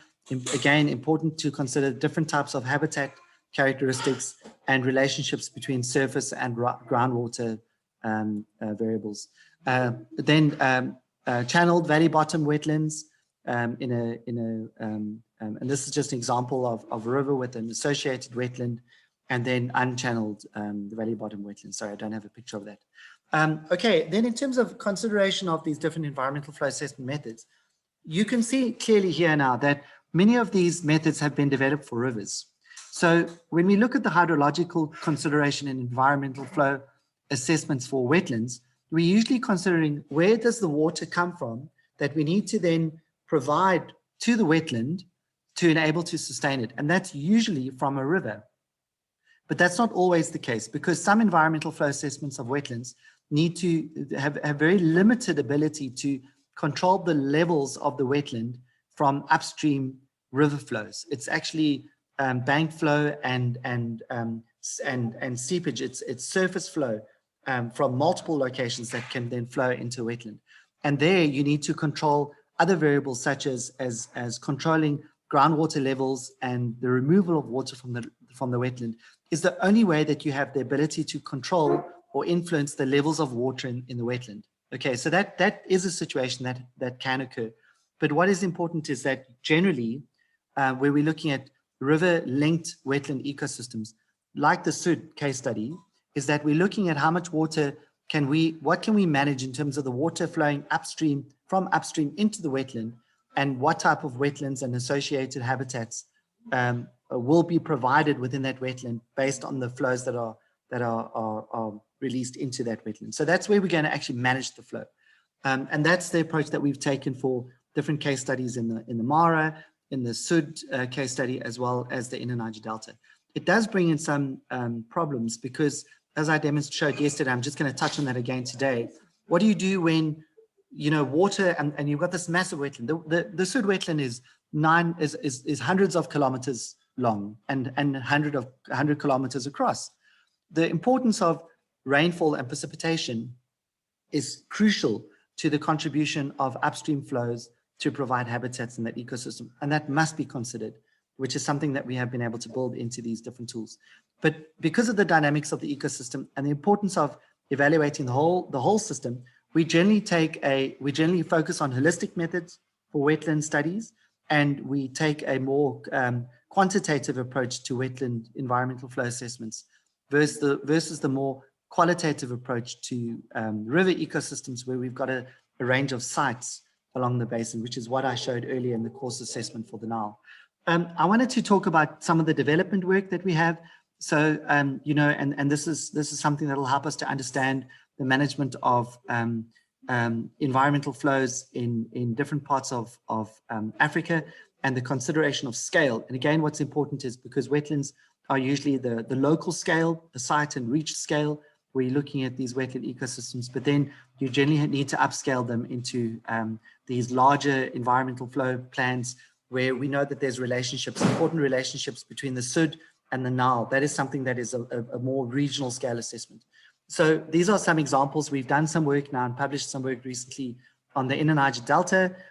You guys, many of you know the work we've done with PropFlow and the development of PropFlow, but there's two other interesting publications that are on their way. I think one of them is available already. Another one is on its way, and that is looking at e-flow practices in relation to hydropower. And we looked at the site, reach scale, and associated implications, and then looking at environmental flows in relation to issues in Kenya. And then there were inferences to the rest of the basin, which is going to be published in River Research and Applications. And what was important from that is, and what I'm going to show you here, is that this is an example from one of the case studies we had in South Africa, where we want to look at the overall holistic management of water resources in a catchment. And the environmental flow assessment needs to consider rivers, wetlands, groundwaters, and lakes. So if you're going to achieve the overall environmental flow assessment and achieve your overall sustainability and ecosystem service targets, we need to consider all of these ecosystems and relationships between them. And rivers, we've discussed, you look at these different sites that represent the different system, but wetlands, and in this case study, we had a huge array of different types of wetlands, and we needed to look at them different and select a portion of wetlands to act as indicator wetlands for different areas within the study, within this catchment. We also considered groundwater and lake ecosystems in this case study, but we had a lot of available data, a lot of evidence that's available to us in this case study. And that's something that's generally lacking when we're looking at the Nile Basin, is we need more data. Fortunately, with this assessment of the Sud, we did have a team looking at reviewing biodiversity and looking at reviewing ecosystem services and other components of the Sud and its structure and function. But and what we do is we use that information with, we have real data, real evidence, or we have good indications from specialists.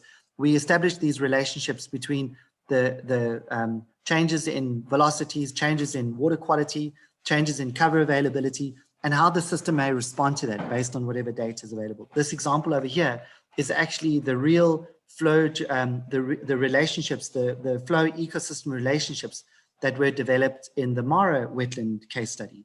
And these are the different species that we found in the Mara River that gave us some indication of the importance of different habitats and velocities and water quality for the Mara, for example. What we do, okay, so just before I go into this Sud case study, is that I just wanted to highlight the importance of regional scale consideration when you're looking at the Nile Basin. And that's something that the Nile Basin strategy addresses. But in many case studies, it's sufficient to just undertake an environmental flow assessment for one wetland ecosystem. And that's what we did in the Sud and the Inner Niger Delta. And I quickly want to just go through those case studies again. Although they're massive wetland ecosystems, we only looked at that one ecosystem in its entirety. So again, the Sud wetland, we had great hydrodynamic information. We have some understanding of the social and ecological characteristics of the environment. We have some idea from within the SUD itself and regional case studies of relationships between environmental variables and those characteristics. And we were able to produce this probabilistic model that represents how the system will respond to changes. The endpoints we selected again were social and ecological, and then we converted all of our understanding of flow into the catchment into area or habitats. And that was so important because from a wetland perspective, you want to understand what part of the wetland or how much of the wetland, what's the actual percentage of that area, how many square kilometers of that particular type of habitat characteristic you're providing. And that's what we based our assessment on, so that we can come back and say, you know, under natural conditions, you only expected 35 or 50 square kilometers of habitat, or open water habitat, and the environmental flow requirement will meet 22 square kilometers of that open water habitat. That's a lot easier to describe to stakeholders relative to the upstream flow was X cumex and the environmental flow requirement is X cumex. From a wetland perspective, it's a lot better to look at habitats. Then the assessment looks at the probable risk of alternative scenarios, and we turn the model backwards and we get our environmental flow requirements, and that's what we implement. I wanted to show you the difference quickly between some of the considerations of the SUD and the inner Niger Delta, and it was a very similar approach, but for the inner Niger Delta, you can see the complexity of the Basin network is much greater. That's the Basin network model we use for the SUD. This is the Basin network model here on the right-hand side that we use for the inner Niger Delta, simply because we had a lot of opportunity to actually generate real data and go into a lot of fine scale, fine detail to understand the whole inner Niger Delta itself, the whole wetland, and how that wetland is responding to drivers upstream. We also, in this case study, wanted to link the upper catchment into the wetland. So we wanted to look at that synchronization, that linkage in this case study between the rivers upstream of the inner Niger Delta and the wetland itself, which we were able to do. Then what we did for the inner Niger Delta, which is what we did, we didn't do it as explicitly for the SUD, but it is in the SUD report. But we were able to do it with a lot more detail, so there's a lot more confidence in the inner Niger Delta study, was to actually represent the case study and the flow variability, the seasonal changes of flows in the inner Niger Delta to social and ecological characteristics that were of importance when determining the environmental flows. So we know why base flows are important. We know why floods are important. We know why the recession phase is important. And we can relate that to migratory and resident birds and aquatic organisms. In the inner Niger Delta, you have manatees that were considered. And then social aspects, including harvesting of plants, products, cattle grazing, and water disease. Okay, and then we built these relationships. I'm not going to go into just to show you what the specific rules were like. You know, there's some examples of what those rules are like that link those different variables together. And that's something that is available in the publications and the report for the SUD that I would recommend you look at. And then what we did in this case study was we looked at the consequences of, we looked at the flow scenarios, and we related the flow scenarios from a discharge perspective into area. And this is something we did in the SUD as well to show you when we talk about changes, what does it look like on the ground? Because we're dealing with the entire wetland. And this is an example of the inundation area of, I think it was about 4,600 cubic meters. It's actually written at the bottom there. It's the difference between 14,000 square kilometers versus 4,500 square kilometers versus 14,000 square kilometers in the inner Niger Delta. And then when we evaluated the risk or the consequences of the different scenarios, we can get a very quick indication of, again, we've got our reference and our environmental flow of what the implications would be. And it helped us to select the environmental flows. And then ultimately, what was acceptable and unacceptable. And then very similar to the example I gave you earlier with the course assessment and the SUD example, is that we provide a range of information to recommend the environmental flows, including these flow duration tables and then floods and base flows, for example. So that all goes together. Sorry, guys, it's a lot of information and I know I'm rushing through it, but I hope I've given you some understanding now of wetlands versus rivers and different spatial scales and what we're doing in the environmental flow space to address some of these environmental flow assessments. Thank you. Thank you, Gordon. May I now call upon another Gordon Mumbo, to give us presentation from Mara. Welcome, Gordon Mumbo. Thank you. Let me share my screen. Yes, please.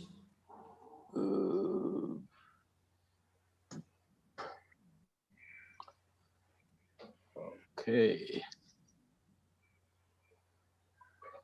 Yeah, my name is Gordon Mumbo, has been said, just the immediate team leader for Sustainable Water Partnership in the Mara. And you've heard a lot of technical information about water allocation planning, and not really water allocation planning, but you've heard a lot now on environmental flow. What I'm going to do, I'm just going to share with you our experience for the work that we've just completed in the Mara Basin between Kenya and Tanzania in the development of water allocation plan.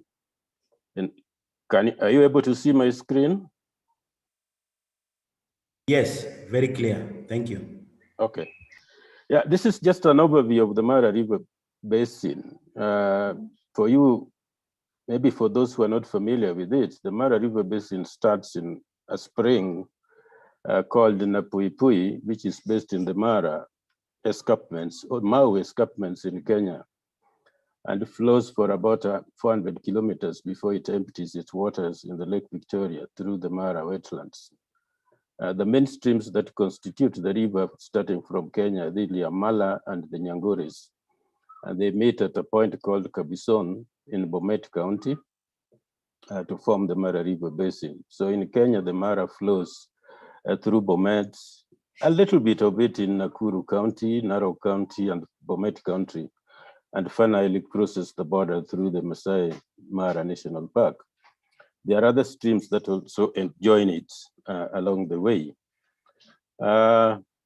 It's currently disputed, but it covers an area of close to 14,000 square kilometers with a population of close to 1.2 million people, depending on this particular river.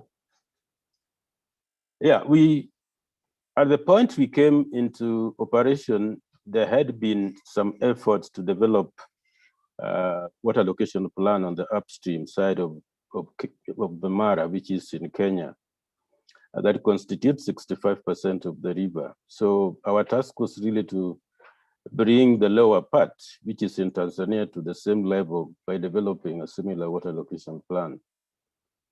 So some of our experiences was really, we needed a lot of stakeholders engagement. As some of the previous speakers have said, there have been a lot of changes, particularly on the river morphology of the Mara Basin. We are still finding out, and most of them could be associated to increased human activity and degradation of the vegetation. So it became critical to involve stakeholders in anything that we were going to do, not only for the water allocation planning, but even in the environmental flow assessment. We had a lot of sessions with government officials, water users, and other organizations who had interest in the river. And particularly in the government side on the Tanzania, we needed to get an understanding of their view in relation to water allocation planning. The stakeholders engagement also gave the users an overview on what water allocation plan was about and how it was going to be important to them, their users, and what they needed to be considered in that. As was raised in previous questions, really, the stakeholders sometimes use the water, but with limited knowledge and some of the things that exist in the water. And their participation was very important. We thought we were going to give them information, but at the end of the day, we had a lot of learning from these stakeholders. And their views also help us in determining what would be the study area of the activity that we were undertaking. So the information that we got from the stakeholders, particularly in Tanzania, we had a lot of sessions with them, help us to define the study area, which is the map that I'm showing there, ranging from the Serengeti, the lower Tajikte, and Somoche rivers. And the reason why they were including this in the study area was really the significance and how important the river was to them during different times of the year. And as has been mentioned, I think the environmental flow becomes critical, especially in terms of considering what people need, because the river was not only useful to people during plenty, but even during the time there was less water. During flooding, they were benefiting from them. So within this study area, we undertook studies on resource availability. We had an assessment of who were the obstructors and where they were, what kind of extraction methods they were using, who were the heavy users within the basin, and how these were considered. And this also enabled us to discuss with the water managers who are at this stage at the Lake Victoria Basin Water Board, who are responsible for management of water in the Mara, to compare notes on what they had in their records that obstructs us in terms of water permitting and what we were getting on the ground. And actually it turned out to be very useful to them because so many obstructors were attracted in the study which did not exist in their database. So if I move now to the issue of, and when we got to the point of now determining the reserve flow, and the reserve flow in the river, our critical elements were basic human needs and ecosystem needs. And this needed that we get a good understanding on the environmental flow of the river. The assessment was done during the low flows and during the peak flows with consideration on all living organisms. I think the photo you can see there is just about the team that were engaged in this. And we took time, different disciplines were engaged in the process and understanding what existed in the river in terms of living organisms, how it supported the life of other living organisms, particularly in the wildlife, taking into consideration the significance of the Mara River in sustaining life of wildlife in the Masai Mara and in the Serengeti, and the economic value to that. So studies were done during the low flows to get, well, as much as people want to run away from quantitative, but the quantitative aspects was critical. Because this is also important for the water managers in terms of water permitting. If people are using water either for domestic or productive uses, what should the managers do during the low flows? And how do those low flows compare to the environmental flow, the reserve flow that needs to maintain in the river? So this was done, except you were not very lucky because at the time we went back, I'm lucky that I would struggle to answer a lot of questions because Gordon was involved in this, Lauren was involved in this. So they will be very supportive if any questions come up. We were unfortunate that our timing to determine the peak flow in the Mara was frustrated because when we went back, literally there was no any significant change. But apparently 2 weeks after we had completed the peak flow studies, there were heavy rains, particularly on the Kenyan side, and the river was flooded again. So it became a lesson to us that even the timing on when to do the environmental flow is critical. And especially in a situation where data does not exist. This was really a big problem, particularly on the Mara, in the Mara, because some of the data storage were not very good.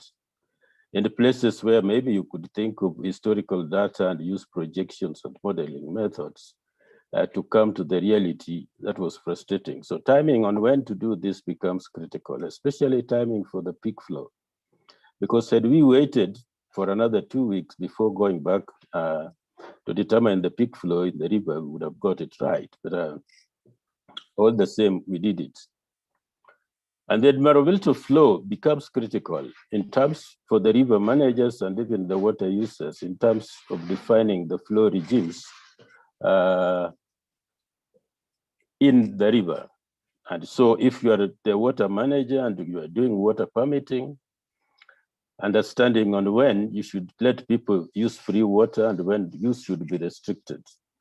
And this is where the communities became important. And I moved back to the stakeholders' participation. Because as a water manager, probably stationed a few kilometers away from the river, it can be difficult for you to get understanding on what are the flow regimes. But if stakeholders are aware and they are taken through the processes, like the first presentation that Gordon presented on A, B, C type of flows, so that they have an understanding that maybe when it gets to type C of flow, then irrigation should be restricted, or productive use of water should be restricted and should be limited to maybe basic human needs and ecosystem needs for the river. That would really be helpful. So really, the emphasis on the importance of environmental flow in a river system, especially if you are doing a water location planning, is critical. There's no way you could arrive at reasonable conclusions if you do not have this data. Environmental flow data also became critical, especially when we were trying to develop scenarios in the river. And we used the WIP model to develop scenarios in terms of what do you do during flooding and what do you do when the water level reduces? And if any obstruction or any infrastructure is put on the river, what happens? And the environmental flow becomes even more critical for a river like the Mara, which is currently a free-flowing river. And since it's a free-flowing river at the moment, who knows? By the time some infrastructure development is proposed on it, I think an understanding of the environmental flow would be useful in terms of if the designers of such infrastructure activities know what environmental flow is, it would really be useful to help them. So in developing scenarios, the data that was collected during the environmental flow assessment became very useful and working with the communities.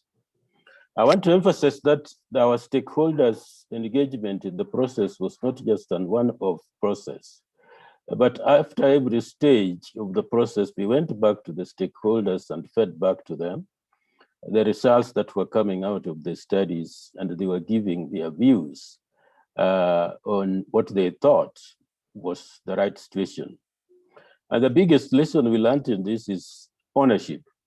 Actually, they owned the process of the water location planning, and even all the data that were collected, including the environmental flow assessment that was done, became their own. And that was really useful. There are also a few tips that we got from them that really helped in the development of the final product. And what I would say from the experience in the Mara that I think the environmental flow assessment on a river should not be a one-off thing.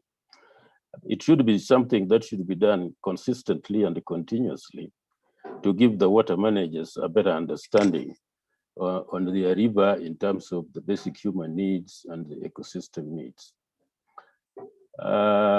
If I go back, these reports are available. We have the water location plan that has been completed and has been approved and endorsed by the government, the Minister of Water in Tanzania. And those who would want to access it would readily available. And I cannot stop by saying that NEL sub-G, I said, support was really critical in terms of completing the environmental flow assessment in the Mara Basin. This really helped us in speeding up the process. Thank you. I think I want to stop here, and if there are any other questions, I would entertain them later. Thank you. Thank you so much, Gordon, for that presentation on Mara. There are many questions here, but now I transfer them under the panel. I will ask them in a panel context. And the panelists we have are Hilda Luoga from Lake Victoria Basin Commission. We also have Sylvester Matemu, who was working with the Ministry of Water in Tanzania, but is now an independent consultant. We had Professor Mohammed, but I think either he dropped, internet dropped, or he left for another meeting. Now, to start us off, I will pose the first question to Hilda. And the question is, what are the main problems and issues that Lake Victoria Basin countries are facing in terms of water trade-offs and distribution? Please, Madam Hilda. Yeah, thank you very much. And thank you, Mr. Gordon, and all the presenters. Lake Victoria Basin faces many challenges in the aspect of the water trade-off. And you know that meeting the growing demand on water resources for people, economic, and nature, it has been not a win-win at this time, because when it comes to the economic, we see more value on the money, saying that means industries are abstracting, but Lake Victoria being also the transboundary resources sharing by the three countries, and its source of water, 30% is contributed by different rivers. There are about 13 rivers that drain into the lake. And the other source of about more than 70% from the rainfall. So apart from the human user for using for water, we have also crisis on climate change. As Mr. Gordon Mumbo presented that the Inflow, it was a bit challenged to define it because the variation of these weathers. Therefore, those are the challenges, how we can balance the water use for people and the environment. Taking into account that our environment is very important. The Mara River supports a number of ecosystems, wildlife, as a basic tourism industry for these countries, sharing between Tanzania and Kenya. Therefore, determining e-flow is very important, and we also need to sensitize our stakeholders, the users, to make sure that we allocate enough for the environment. Therefore, in summary, we know that the population is growing in the community. It's more than 50 million people are habited in this basin. Therefore, water using demand is also increasing. Climate change also is constraining our resources. Therefore, those are the challenges. If I can stop there. Thank you so much, Madam Hilda. To Mr. Sylvester Matemu, kindly, what can Nile Basin countries do, of course, based on your extensive experience while working with the Minister of Water or working in the Nile Basin region, but also in the water sector in Tanzania. And of course, also having in mind that Tanzania and Kenya are some of the two countries that have got this concept of water reserve in their legal instruments. So based on this experience, what can Nile Basin countries do to continue promoting environmental flow assessment and water allocation in the region? Thank you. Yeah, thank you, moderator, Mr. Leonard, and colleagues. Really, this show has very rich information, and I have observed that a lot has been done in the Nile Basin, and the congratulations to the NBI Secretariat for all this. But what I can say is that all presentations have touched upon, have addressed the issue of environmental flows adequately, touching upon 7 principles: the issue of collaboration, the issue of sharing of benefits, issue of sustainability, including stakeholder involvement. The Mumbo from Mara have touched upon, and the lessons learned, and also the evidence-based. Evidence-based is the basis for negotiation and building confidence among stakeholders. Stakeholders here, when you talk of the transboundary issue, you talk of the countries and for those who are non-state organizations. And also requisite simplicity. You put it in a very simple, you have seen the terminologies. You take them to the stakeholders, it takes a century to explain, to be understood. And also the issue of transparency to build confidence. And in the Nile, the vision and the mission of the Nile, when we started, there was a confidence building project that put the country together up to where we come to D3, and we come the cooperative framework, et cetera, but also the issue of adaptability. Adaptability, Mumbo from the SWP have touched upon the lessons learned from the stakeholders and so on. So what I can say is that in the Nile, the job is yet to be done, is yet to be complete, because we have divided the basin, which we consider as one unit, into sub-basins. And if we hear is a Mara, Kagera, the Sud, and so on and so on. So we need to have environmental flow for the whole river to make it meaningful, so that we can correlate now what has been done from these sub-basins into the Nile Basin, so that the countries can play their role. And also, any projects, there are projects here touching trade, energy, food. You touch the nexus actually, the environment and so on and so forth. We need to carry out all this sustainably, in the sense we consider the green infrastructure oriented management planning. And this is a cost-effective, resilient approach to managing the waters in the Nile.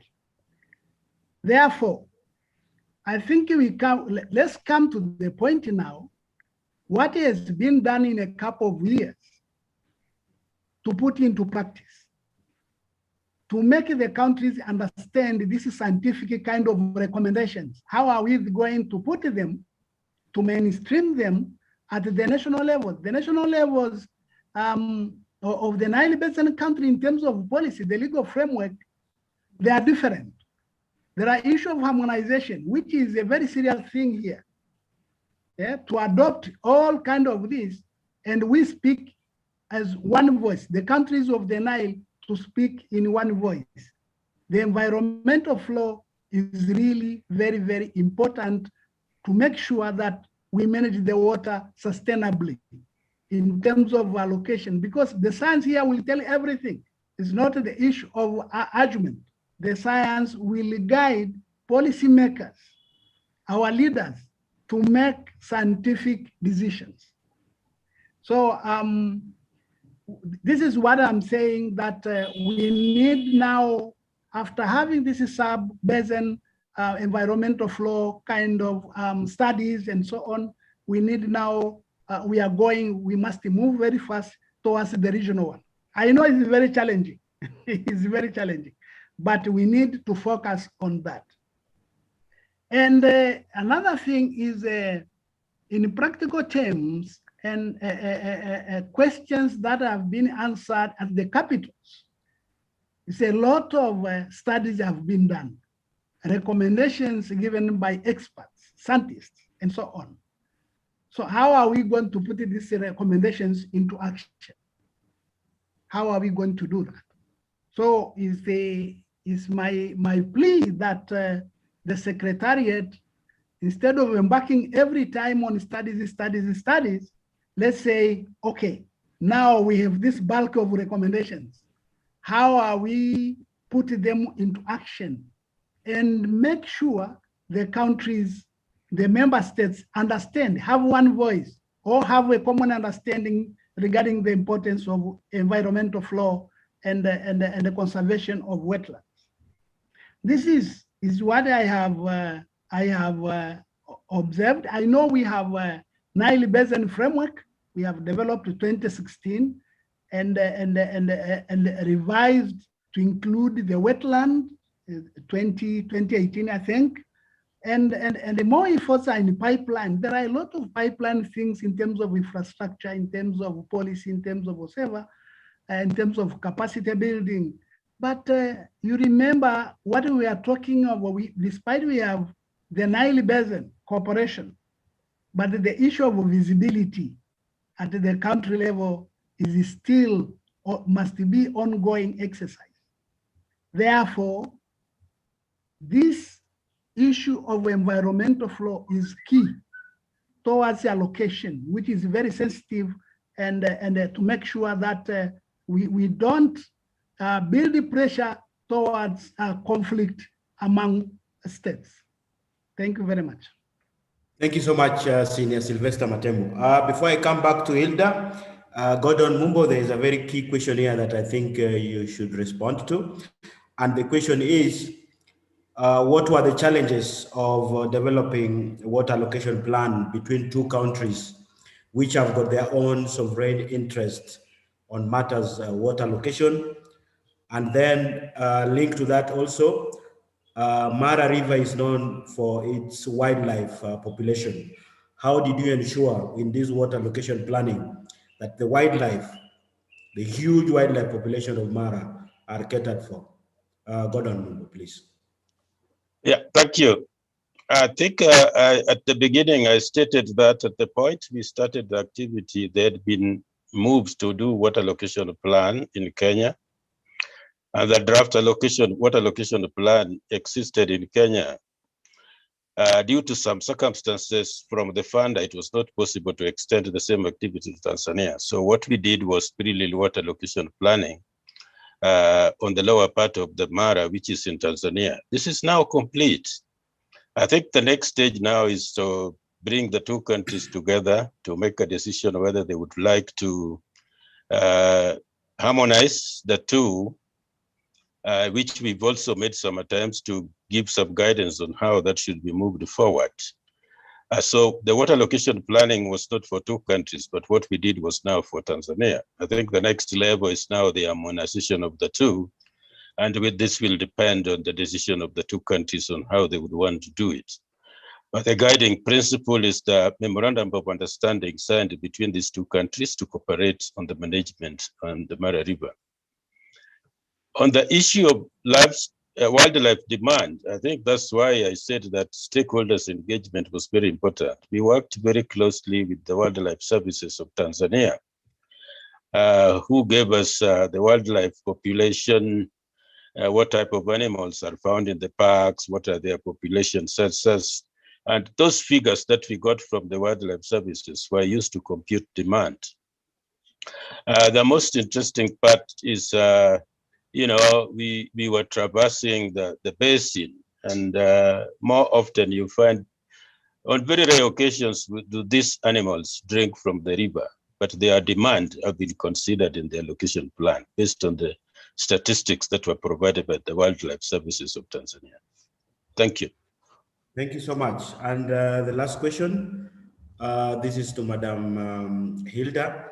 There is this question on how, of course, this is also related to environment clause, but how are you dealing with the challenge of the climate change, having also in mind the current rise in water levels. So how are you dealing with the problem of climate change, the challenge of climate change in the region? So they want you to elaborate more on this, please.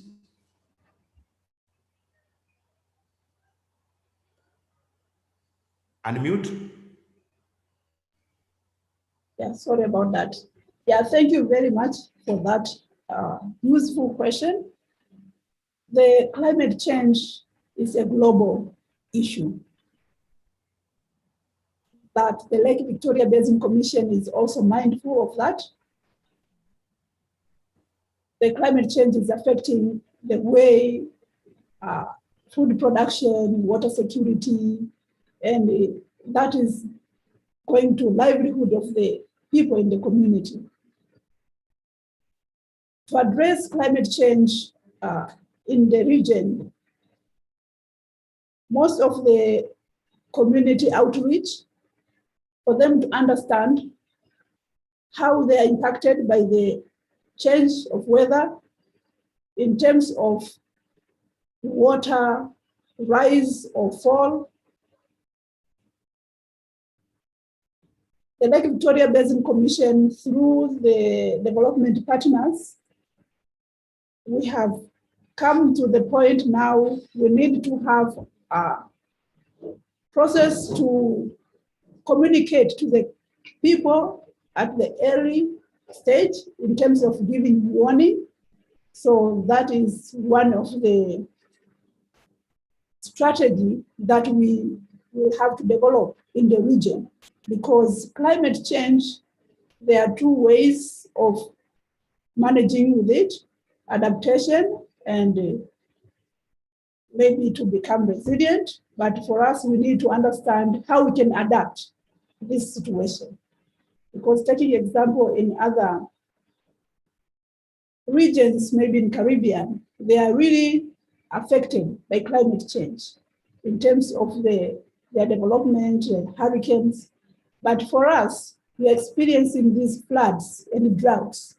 Therefore, we need to develop strong mechanism how we can adapt in terms of how to meet food security during this climate change. We have a project that is implemented by the 5 countries: Burundi, Rwanda, Kenya, Tanzania, and Uganda, in terms of to enhance the resilience communities in the region. Therefore, the countries, we have different adaptive mechanisms. And these adaptive mechanisms, they are not the science rockets. They have been there, but it's just for us how we can share the knowledge and how we can ensure that our people are sustained during this time of climate issues. Therefore, we go for the agriculture, smart agriculture, water harvesting technologies to make sure that people, they have water even during the dry season. Similarly to food security.